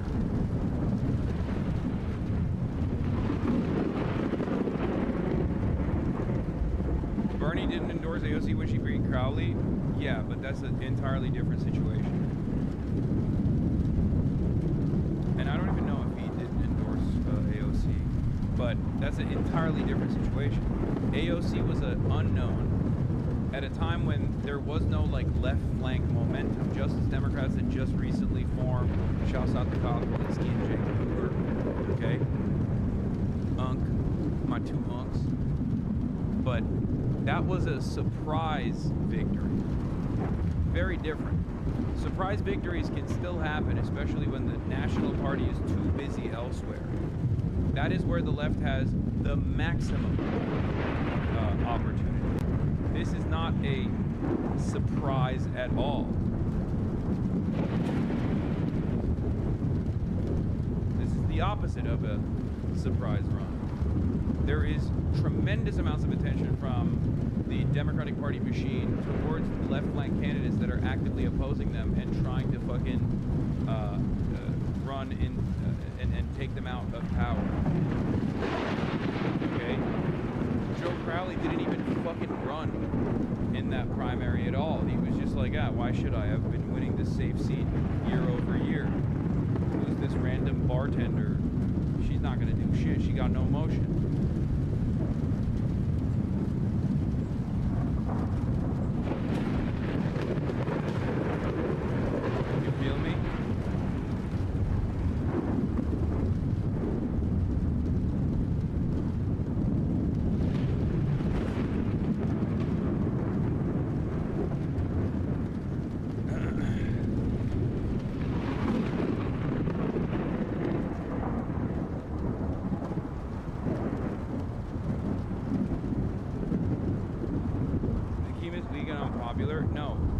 Jeffries is weak and unpopular in the national. Hakeem Jeffries is weak and unpopular nationally, but this is not a national race. This is a district race, and Hakeem Jeffries is very popular in his district. You guys are wrong. That's why it's a tough race. When you're nationally unpopular, that's still good for Chi, because a lot of progressive younger voters will dump money into your fucking coffers because they want to unseat Hakeem Jeffries. Having said that, however, Hakeem Jeffries is the minority leader. He's the speaker of he is the Democratic Party's most powerful figure right now. He has unlimited funds. He has the entire Democratic Party machine on top of his serious popularity. Yeah, he has a 69 to 72% approval in his own district. There's no comparison between Zoran Mamdani in the primary to Hakeem Jeffries versus Chiose. Partially because Zoran Mamdani won, and that creates a lot more attention. That creates a lot more attention on other primary races for the institutional Dems that don't want that to happen again. Okay? So post Zoran Mamdani victory, there's obviously benefits for left flank candidates to run, but there's also a downside. Do you understand? Anyway.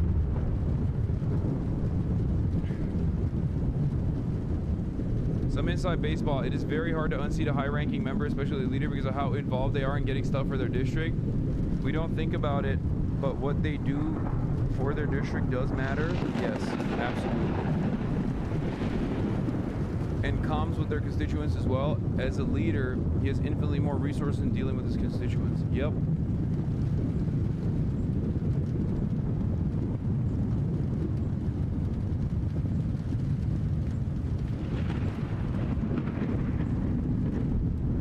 Zoran won 39% of the vote in Jeffries' district in the general, and Jeffries won 41K back in 41% back in 2021. Like Jeffries is still popular. Yeah.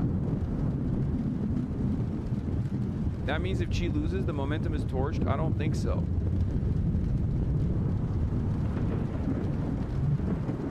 I don't think so. But that is the fear that people have. Because the media absolutely will be like, oh, Chiose lost. Obviously, the progressive movement is over. It's done. The voters have decided that they want institutional Democrats, blah, blah, blah. But it doesn't matter. It's only consequential if you make it consequential. If you can still overpower through that conversation and point to other victories, it's fine. You'd be saying AOC shouldn't go against Crowley during the primary with this argument? What the fuck? It's not the same situation regardless. It's not the same situation.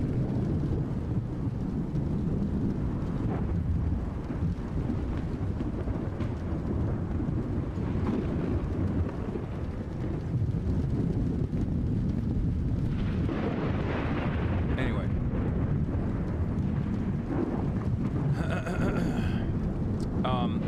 I'm in support of this because I'm in support of this on principle. Okay? Straight up. I'm in support of Chiose here because I am in support of this on principle. The now is not the time argument works for certain things, right? I totally understand if you're talking about like building a robust third party, right? It doesn't fucking exist at this stage. Or fomenting socialist revolutionary sentiment amongst the American proletariat. That's not a real fucking consideration. Let's be real. But given how weak the Democratic Party is, and given how weak Hakeem Jeffries is on the national scale, I think that these are attempts that must be made. And I don't think it's that, I don't think people should be that fearful. People should be bold. People shouldn't worry about being bold in this moment. Is anyone saying for him not to run or just not to endorse? No, they're saying don't run. Anyway, here's what Donald Trump said about Zoran. Communist mayor of New York City, Zoran Kwame Mamdani, he's doing the Barack Hussein Obama, I love that, has asked for a meeting. We have agreed that this meeting will take place at the Oval Office on Friday, November 21st. Further details to follow.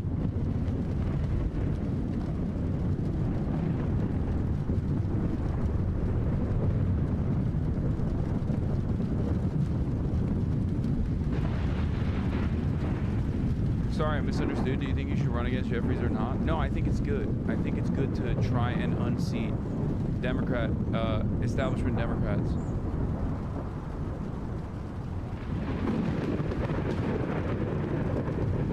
I'm praying for a joint press conference. I will lose my fucking mind. Dumb for Zoran to go to the White House. Trump is going to do a humiliation ritual by having Netanyahu there same day. No, he's not going to do that. But he will do a humiliation ritual. You're right about the humiliation ritual, but I think Zoran is charismatic enough to overcome that stuff. He is a wheeler and dealer. It is one of the, he is a silver-tongued devil, okay? This will be good. And this will boost his profile, I think. It will show that he is a reasonable person. It will show to onlookers that he is reasonable. It will show to onlookers that he is solid and he's an adult. What is this? He is on MS Now right now. Ooh. Mr. Mayor-elect, good to be here. Thanks for having me. Is the White House meeting real? Who knows what's real these days, but do you understand it as a real thing? We did reach out to the White House, and my team reached out because of a commitment that I made to New Yorkers, that I would be willing to meet with anyone and everyone so long as it was to the benefit of the 8.5 million people who call the city home and their struggle to afford the most expensive city in the United States of America.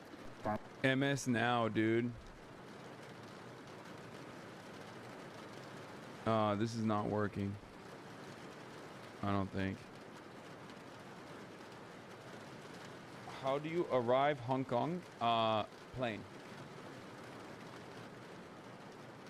I'm calling it now. He's gonna love Mamdani. He's such a nice kid and quite handsome fella too.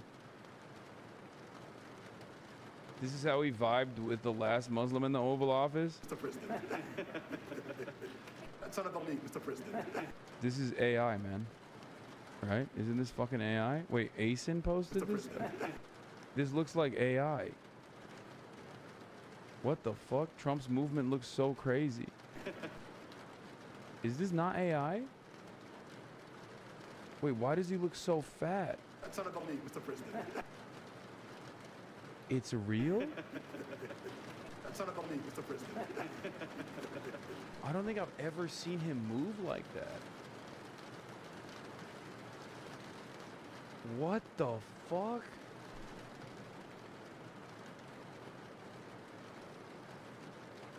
That's so strange. That was fucking strange, dude. That was a strange ass look.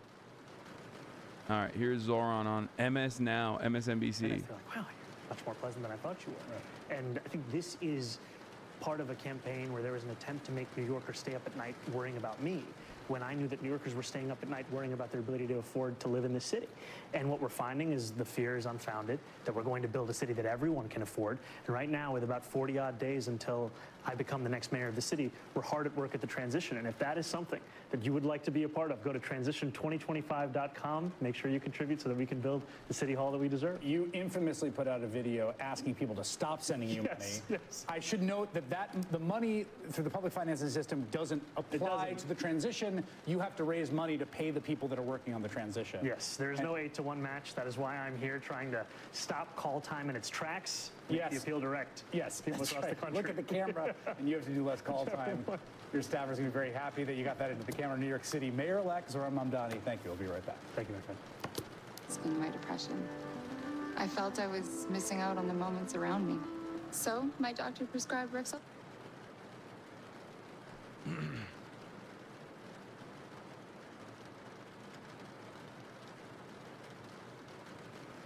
Look at the artifacts and any blurred out spots where Sora watermark will be. No, it's not. I don't think it's artificially generated. If all of these guys posted it, that means it's real. It's probably real. Hasanabi VOD, Mr. President. Mr. President. And Trump doesn't give a fist pump. I grab that hand. I don't give a hell where that hand. What the fuck is this?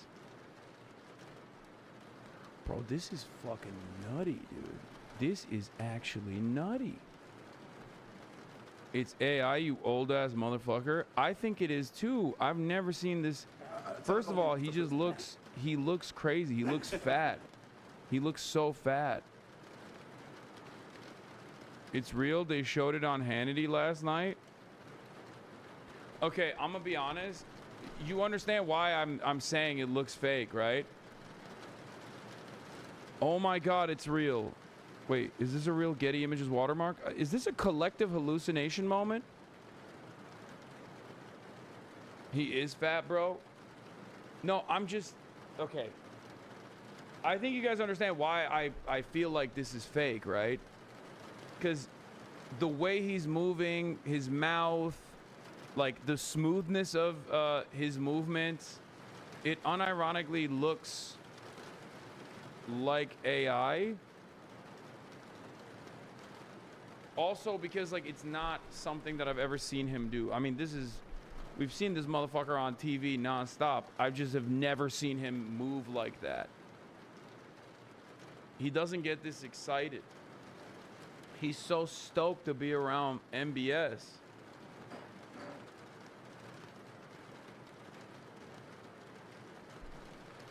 AOC has huge power here. If she can get the other Scott members on board, they could outright block Jeffries from getting leader position. Okay. We're moving on from this. AI couldn't get the finer details of the library consistent. True. Mr. President. Mr. President. And Trump doesn't give a fist pump. I grab that hand. I don't give a hell where that hand's been. I grab that hand. When remember Biden? He travels for 20 hours, gets out. Bro, the last time he took his tongue out like that was for Bill, you know?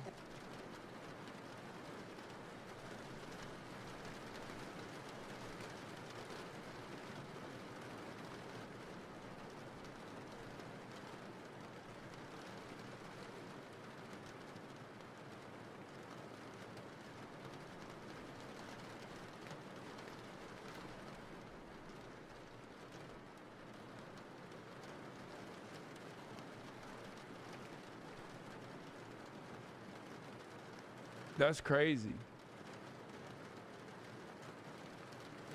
Clean bill up real nice.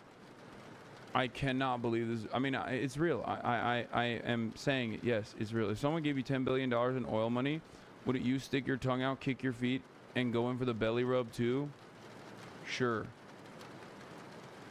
Trump is excited because he wants to touch the orb again. Bro, I think Trump is excited. One man and a trillion. Because he's... Trump is excited because he fucking loves MBS for his money. You're right. When you get out of the plane, and you got the future king and a man who's one of the most respected people in the world, you shake his hand. You don't give him a fist bump, right? We don't want to ask you about that, but I can't imagine you were thrilled. You were like a little bit surprised. He's a fantastic guy. You don't do that. Yeah, please. We're going Hasanabi, Mr. President. Chatters, I believe it. I believe it's real. You don't have to prove that it's real.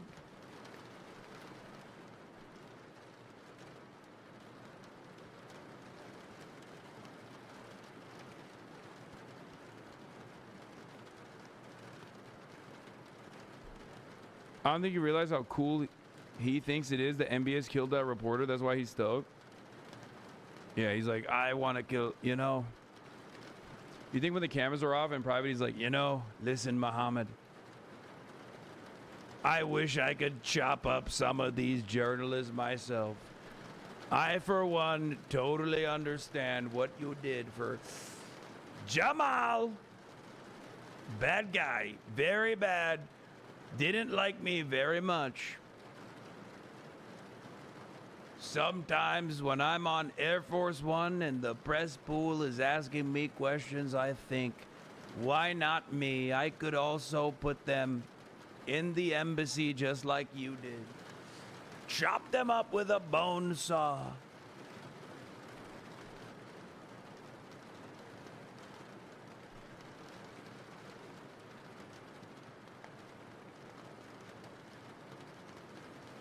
He was calling a hot mic, saying something about him. No, he that wasn't on a hot mic. He just directly was asked a question and responded with pretty much what I said. You know, bad guy, Jamal, bad guy, not a very good guy. Doesn't like me very much.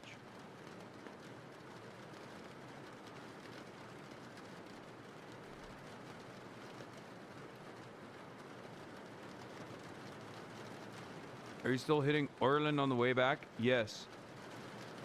Yeah, no, I'm not joking. I heard him say that Khashoggi deserved it, or imply that Khashoggi deserved it. Genuine question, why did the U.S. intelligence snitch? It wasn't. It was Turkish intelligence.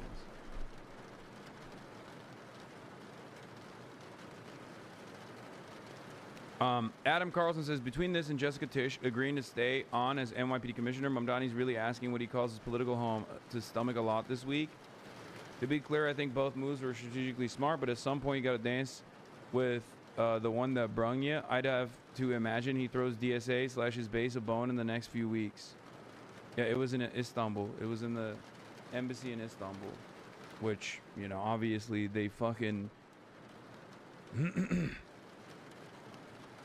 They obviously had mic'd to the gills, right?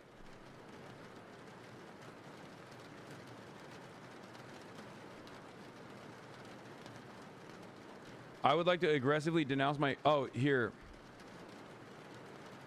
So, he did the Kasky, friend of the show, Cameron Kasky, Hasanabi head, is running.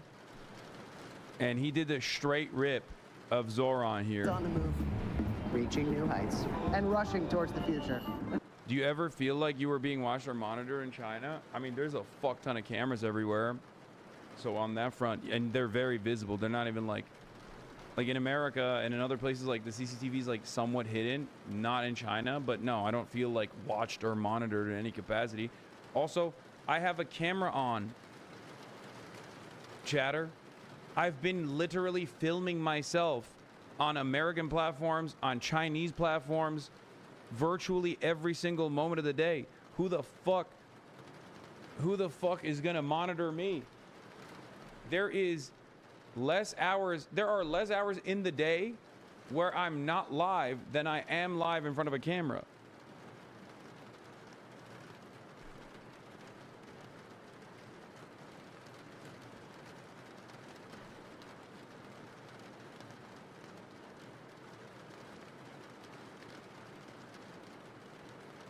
They literally have 40 cameras on a pole, but to be honest, the transparency feels better than being secretly filmed.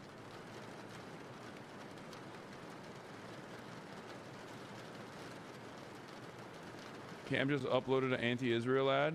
These leaders just can't keep up. My name is Cameron Kasky, and I'm running for Congress because there's no real path forward for most Americans. You and your family are working all week just to spend most of your paycheck on rent and health care. Meanwhile, the richest people in our country are telling us that we can't afford real solutions like social housing and Medicare for all. No, we can only afford genocide, Palantir mass surveillance contracts, and ICE thugs. I'm running because we need people in Congress who are going to do something about it and work on laws that help all Americans. Isn't that crazy, radical?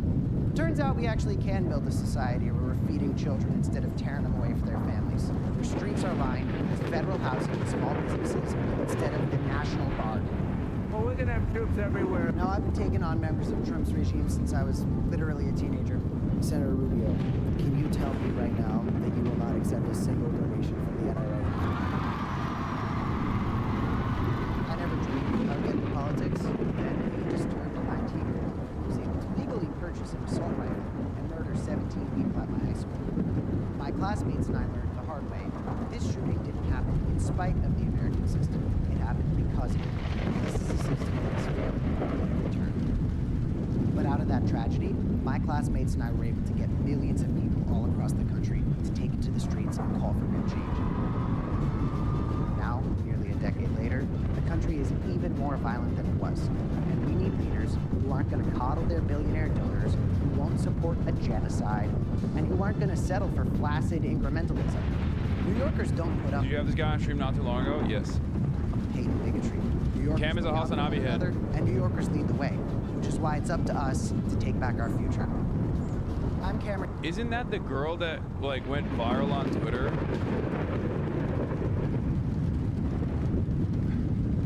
The cute girl that went viral on Twitter. There was like a bunch of like what was it, like hot girls for Zoran girls that were talking about how they were voting for Zoran and everyone was like losing their fucking minds over it. There were people that were just like super mad. I'm Cameron Kasky, and I'm running for Congress because it feels like our party has no future. So we need to invest in a new generation of leaders to take on the fight. Please donate to me online. All of my opponents have a lot of very rich friends. I can't necessarily say the same thing about myself. I'm Cameron. That's Ella Devi. Kasky, and I approve this message.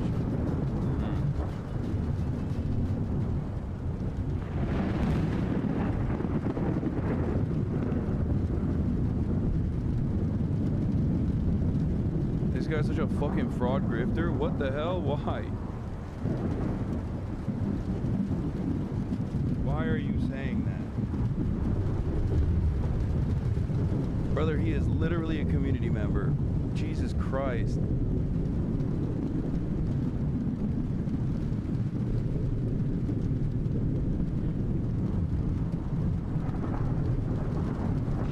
Anyway, Mike doesn't like him? Okay.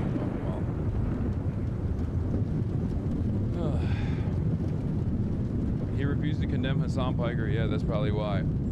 Yeah, this guy, Pete Panuccio, retired 39-year-old veteran of the NYPD, says, when is the next interview with Hassan Piker? Your constituents would like to know. And it's like, bro, you're a 39-year-old retired cop. Why the fuck do you know who I am? And Cam Cassidy said, I would like to aggressively denounce my good friend Hassan the Hun, someone who's been very supportive to me on a personal level for years and who I harshly stand against with fear and contempt.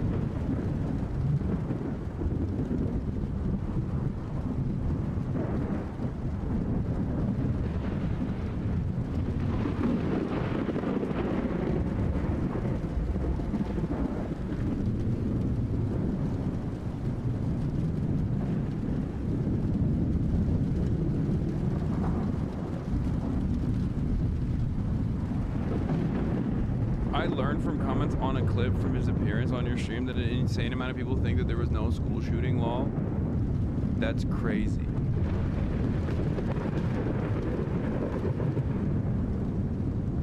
Yeah, keep trying this chicken little act about Hassan, old man. He's running against Jack Schlossberg in New York 12. Gonna be a hard primary. No, the fuck it's not. Jack Schlossberg is like devoid of any fucking policies. He's like, he is inevitably going to drop out. His presence in this race is not a bad thing. It boosts the national prominence of the campaign. Him being Kennedy royalty does not mean anything. He's a TikToker, bro. What are you guys talking about?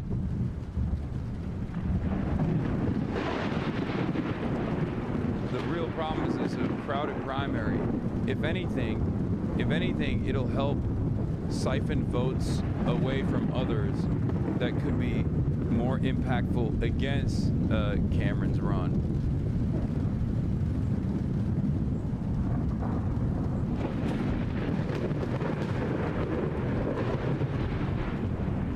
Yeah, his Israel position on his website is incredible. His Israel position is so airtight, by the way, that fucking Zay Squirrel basically endorsed him. Do you understand how, like, that's like a bad empanada endorsement? Like, do you understand what that means? Squirrel won't endorse me.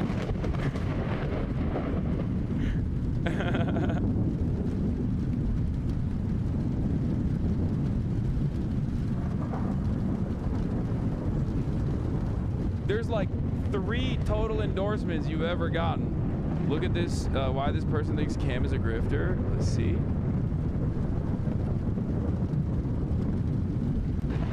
What? What's underemployment? The guy's a fucking fraud grifter. Blake, he posted a video of him being mean to a Palestinian. Yeah, I mean, okay, let me explain something to you, okay? Cameron is pretty young. And also definitely moved through the motions of being somewhat of a liberal Zionist towards the direction of anti-Zionism over the course of these last 2 years. I am, by my position as someone who has been a loud and proud anti-Zionist for many, many years, I have I guess I have a lot more, I'm a lot more understanding of people changing their perspective over time. It's called growth. As a matter of fact, this is why I vehemently disagree with my left flank anti-Zionist counterparts on methods of how to achieve a broader coalition and a more successful movement, really, that can have impact down the line. Okay. Examples I have given, examples I have shown is obviously Quentin Quarantino, who I interviewed on the stream, who also comes from a Jewish neighborhood. He is Jewish himself, and went from being pro-Israel after October 7 to moving in the direction of liberal Zionism to anti-Zionism, and became such an avowed anti-Zionist that he literally was on the Sumud flotilla, right? He got detained and kidnapped by the state of Israel. Those, not Tarantino, Quarantino, the Instagram account. He owns the Instagram account, Quentin Quarantino. I think a lot of people are less forgiving of this sort of thing. Not Quentin Tarantino. Quentin Tarantino is a massive Zionist and literally lives in Israel.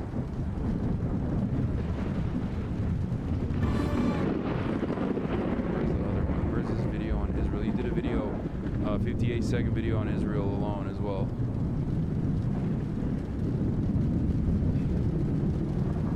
We need to stop providing aid to the state of Israel, and I'm going to tell you why. The colonial violence we've seen this country carrying out will not stop with the genocide in Gaza. It will not stop with the illegal annexation of the West Bank. This was never about the hostages. This was never about Hamas. This is part of a bigger and deadlier colonial project. Bibi Netanyahu, a wanted war criminal, has publicly stated that while his extremist government carries out the genocide in Gaza, he feels like he is on a, quote, historic mission and feels a connection to a greater Israel vision. So what is Greater Israel? The concept was enshrined in 1977 in the founding charter of Netanyahu's Likud party, which states that from the Mediterranean Sea to the River Jordan, there will only be Israeli sovereignty. So when people protesting crimes against humanity say from the river to the sea, let's be clear, they're not the only people talking about this. A two-state solution, the popular moderate position for Democrats, is not enough. If we continue to arm the state of Israel, the colonial violence will only expand.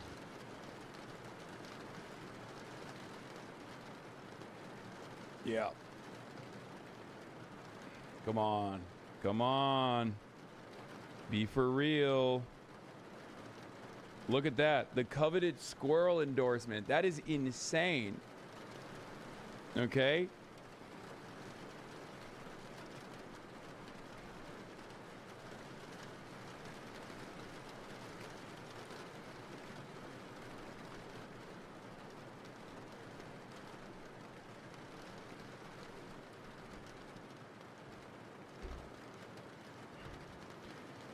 I looked at the campaign website, and Kamikaze states clearly that it supports an actual arms embargo on Israel, explicitly rejecting the offensive defensive arms that J Street Zionist propaganda used by AOCIA and Bernie Sanders to launder their opposition for it, and support for. By the way, I like that the anti-Zionist flank has like their own Maoist standard English now.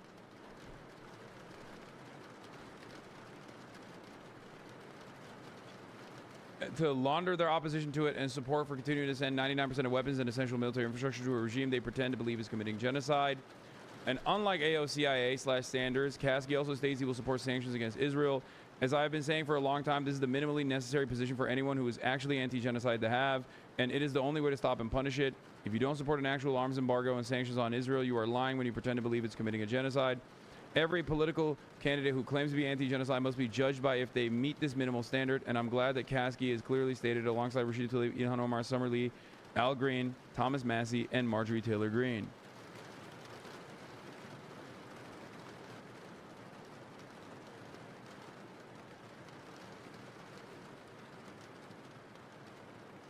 Wait, there's nothing wrong with this. I'm just laughing at the AOCIA mention.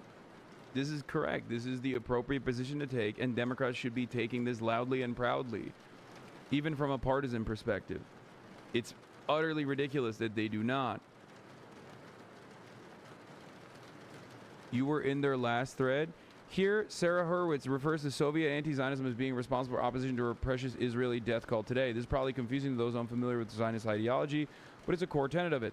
All Zionists from Barry Weiss to Ben Shapiro to Chuck Schumer and Rahm Emanuel and Josh Shapiro believe that Palestinians aren't real, but an invention of the KGB and the Soviet Union to oppose Israel as it was allied in the U.S. in the Cold War. So Palestinians as nationality and people are a Soviet anti-Zionist invention, and all the Zionist Israeli mass rape and murder from them eliciting opposition is just a continuation of Soviet communist evil plot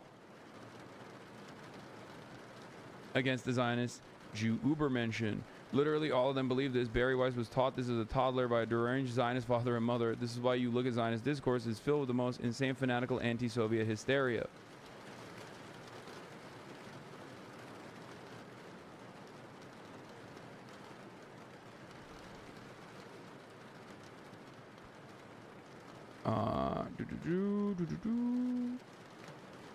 They constantly talked about how horrific the Soviet Union was and used as a primary metaphor for evil today.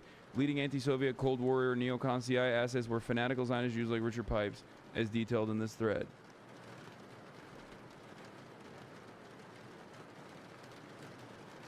While the USSR was initially pro-Israel and played a role in its development, they very quickly became anti-Israel, as Israel was a base of operations in the Cold War for the United States of America. To successfully, as they did, destabilize any matter of pan-Arabic nationalism that was oftentimes socialist in nature and also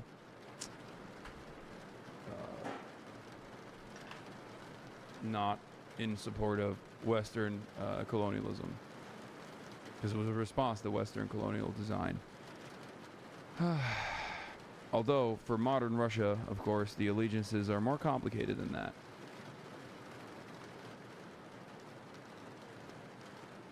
Did you see the populist billionaire running for in California? Yes. I wish you'd stop shouting out people who lie about you and what you say. Oh, you mean squirrel? I don't care. Like I said, as long as they're everyone's doing their own things, okay? Yes, I know Tom Steyer. Tom Steyer is back. A favorite from the last primary season in the general election. Not this last one, but the one before in 2020.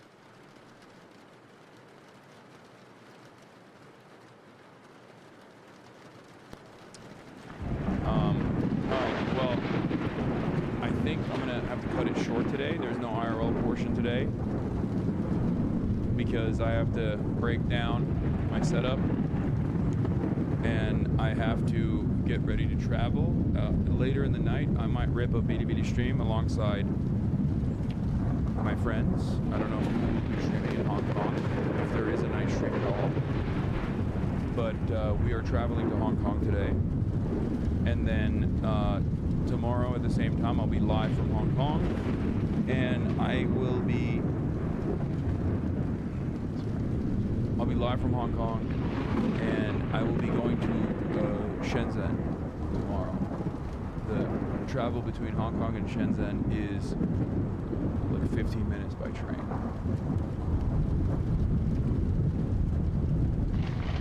So, very excited about that. No IRL stream on the way to the airport? No, there is no IRL stream on the way to the airport. That would be crazy.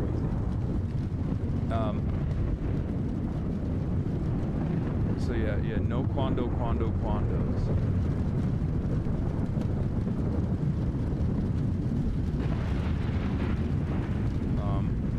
Shout out to Penny and the team out here, Ito and Kelvin, who will not be joining us.